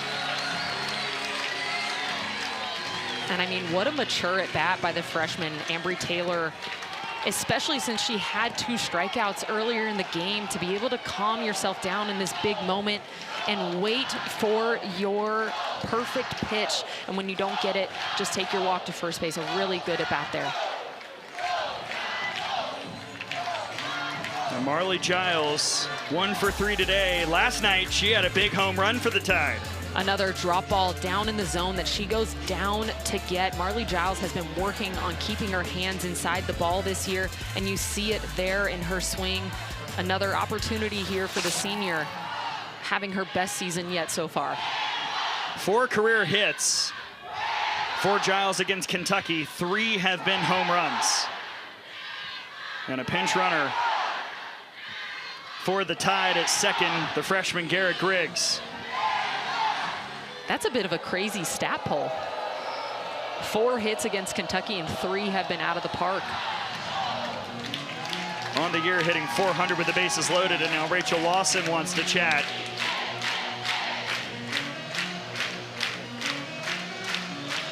And Hammond, the freshman in the circle, you can feel the crowd starting to get into it. You can feel the Rhodes House starting to get up and loud. This is a good opportunity for the freshmen to get that experience, to feel those emotions that Coach Lawson had been talking to us about earlier. A chance for the freshman in the circle to truly grow up with the bases loaded and 1 out, facing the Alabama senior Marlee Giles.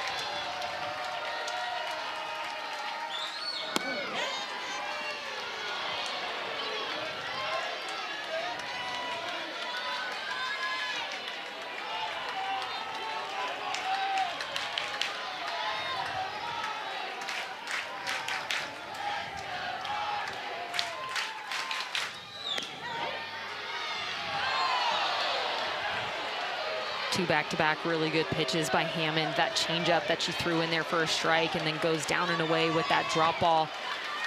Back-to-back really good spots there.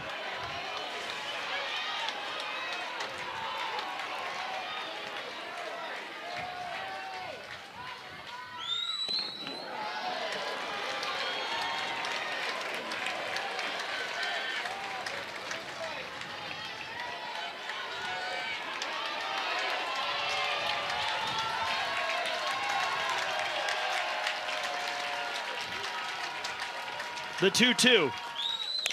Giles to right. Was it caught? Yes! The throw to first is not in time, but Plotz just secured out number 2.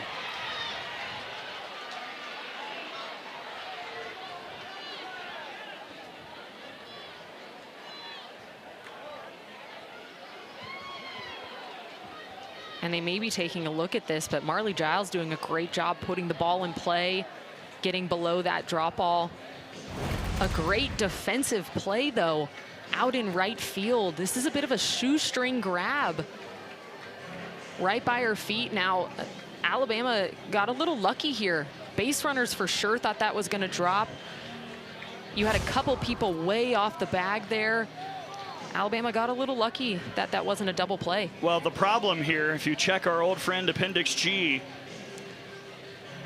number 9, bullet point C. Alabama would like to challenge the catch, no catch in the outfield. The call on the field is out. The call is under further review. Number 9, point C, a called catch on a fair ball in the infield is not reviewable at any time, and any catch or no catch in the outfield is reviewable at any time. So the question would be, if this is overturned into a no catch, what do you do with the runners? That's a good question. This is an element that's been added to the replay list this year. Oh my God, goodness gracious. I think that may have bounced. That is a no catch. But to your point, what do you do with the base runners? Because that's an evolving play.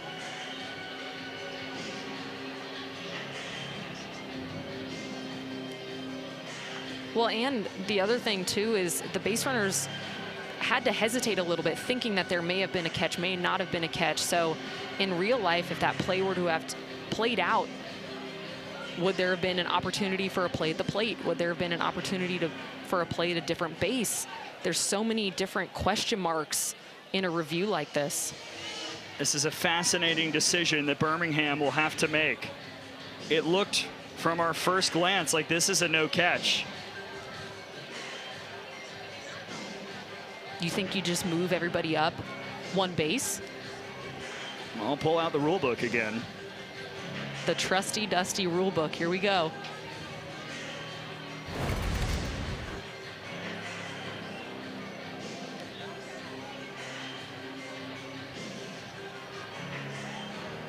Man, I really can't tell. This is the Hawkeye look. I mean, it really does look to me like it skips into the glove. It's a great effort by Plotz. The question is, I'm not in the room. The crowd certainly isn't in the room. Is it enough evidence?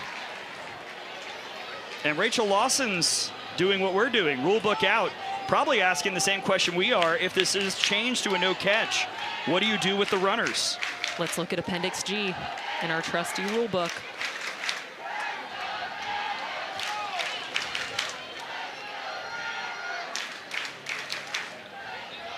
There's a scenario here where the game might be over.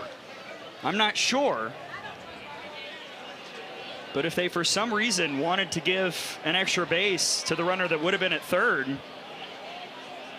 now I don't think that's what the call would be if this is changed to a no catch. But once again, there's so many question marks in this play.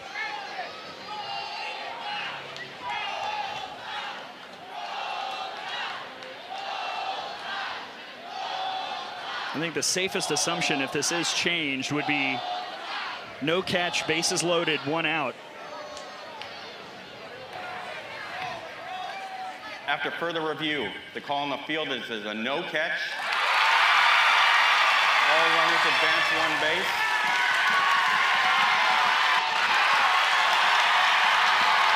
Is that the ball game? No, just one base. It's tied, and Alabama loves it, and Kentucky is not pleased. The alumni deck out there, super excited for that one, but they did confirm the runners will move up one base. But what's interesting is as you look at this play, if they would have called this a no catch on the field, there may have been some opportunities for other plays there for Kentucky because the base runners were confused too. They were off. You could see Ambry Taylor there kind of looking to go back. And so if that's ruled a no catch on the field, Kentucky could have had an opportunity to get an out at a different base. I think that's probably what Rachel Lawson is having a word with Tatum Stolting about. Again, a commendable effort by Plotz and Wright to make that close at all. It'll go down as an RBI single for Giles. Bases loaded, one out for the reigning SEC Player of the Week, Jenna Young. A clutch piece of hitting, a really good defensive effort. Just a very interesting play and an interesting review. I remain fascinated by the fact that all these years that we do this, that you play something different every time out. I learn something new every time. And if you're Alabama, this is who you want. Entering today, hitting .542 in the last 12, Jenna Young. And we talked earlier, she's made some of those swing changes, changed up her stride, going more to that leg kick, which allows her to stay in her back leg a little bit more, which could be really beneficial facing a pitcher like Hammond that's going to go to that drop ball and that off speed. Griggs is the runner at third.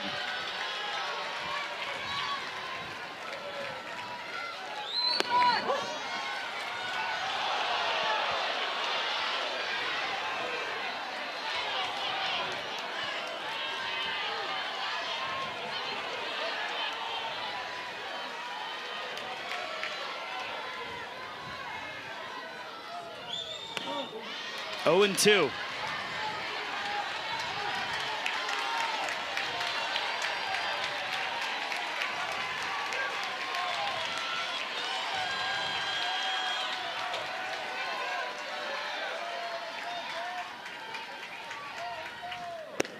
What a strikeout for Hammond. 2 down.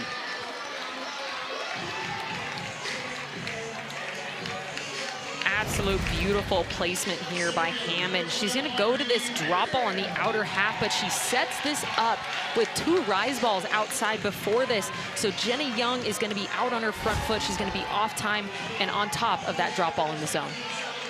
Last night, Audrey Vandegrift ended the game in the sixth, I should say, with a walk-off 3-run homer. She's up with the bases loaded.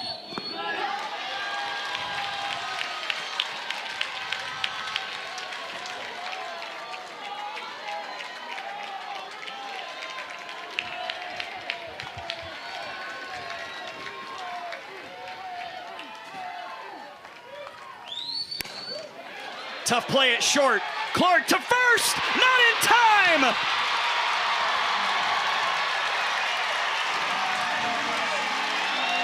Alabama walks it off. 3 runs in the 7th.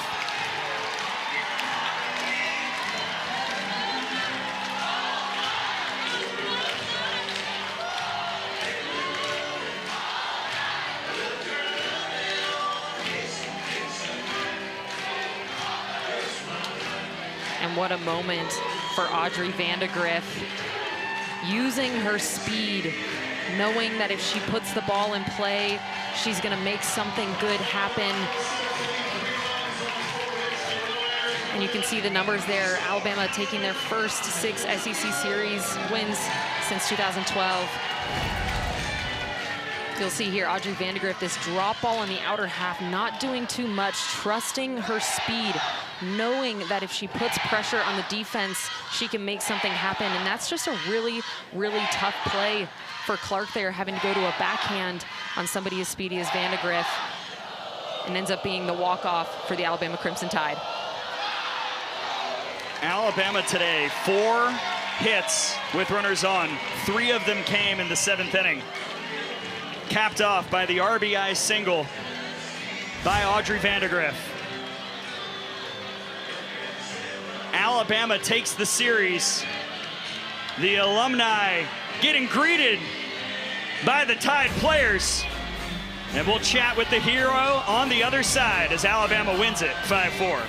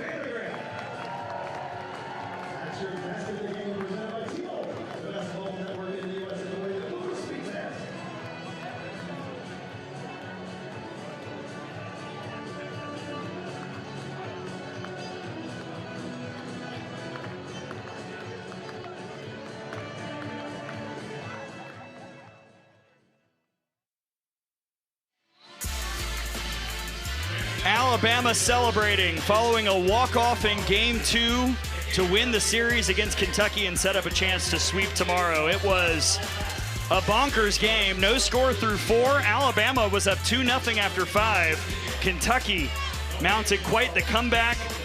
They were only a couple outs away from snapping an 18-game SEC play losing streak, but the Tide found a way behind 3 runs in the bottom of the 7th inning, and Alabama, with the victory, moves to 41-4 on the season. And crucially, Allie Shipman, 14-3 in SEC play. And the hero was the young lady who got the walk-off RBI single, Audrey Vandegrift. Audrey, congratulations on the win and your performance today.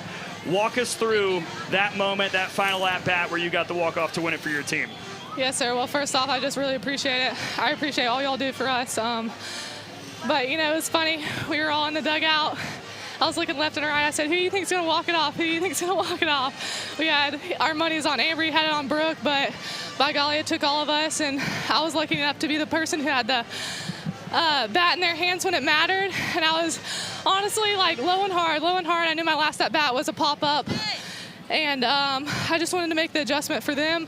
I owed it to my team, and I'm just super excited, super happy. And congrats again. And after you got moved to that 6th spot in the lineup, it seemed like you have just caught fire. What has that felt like for you?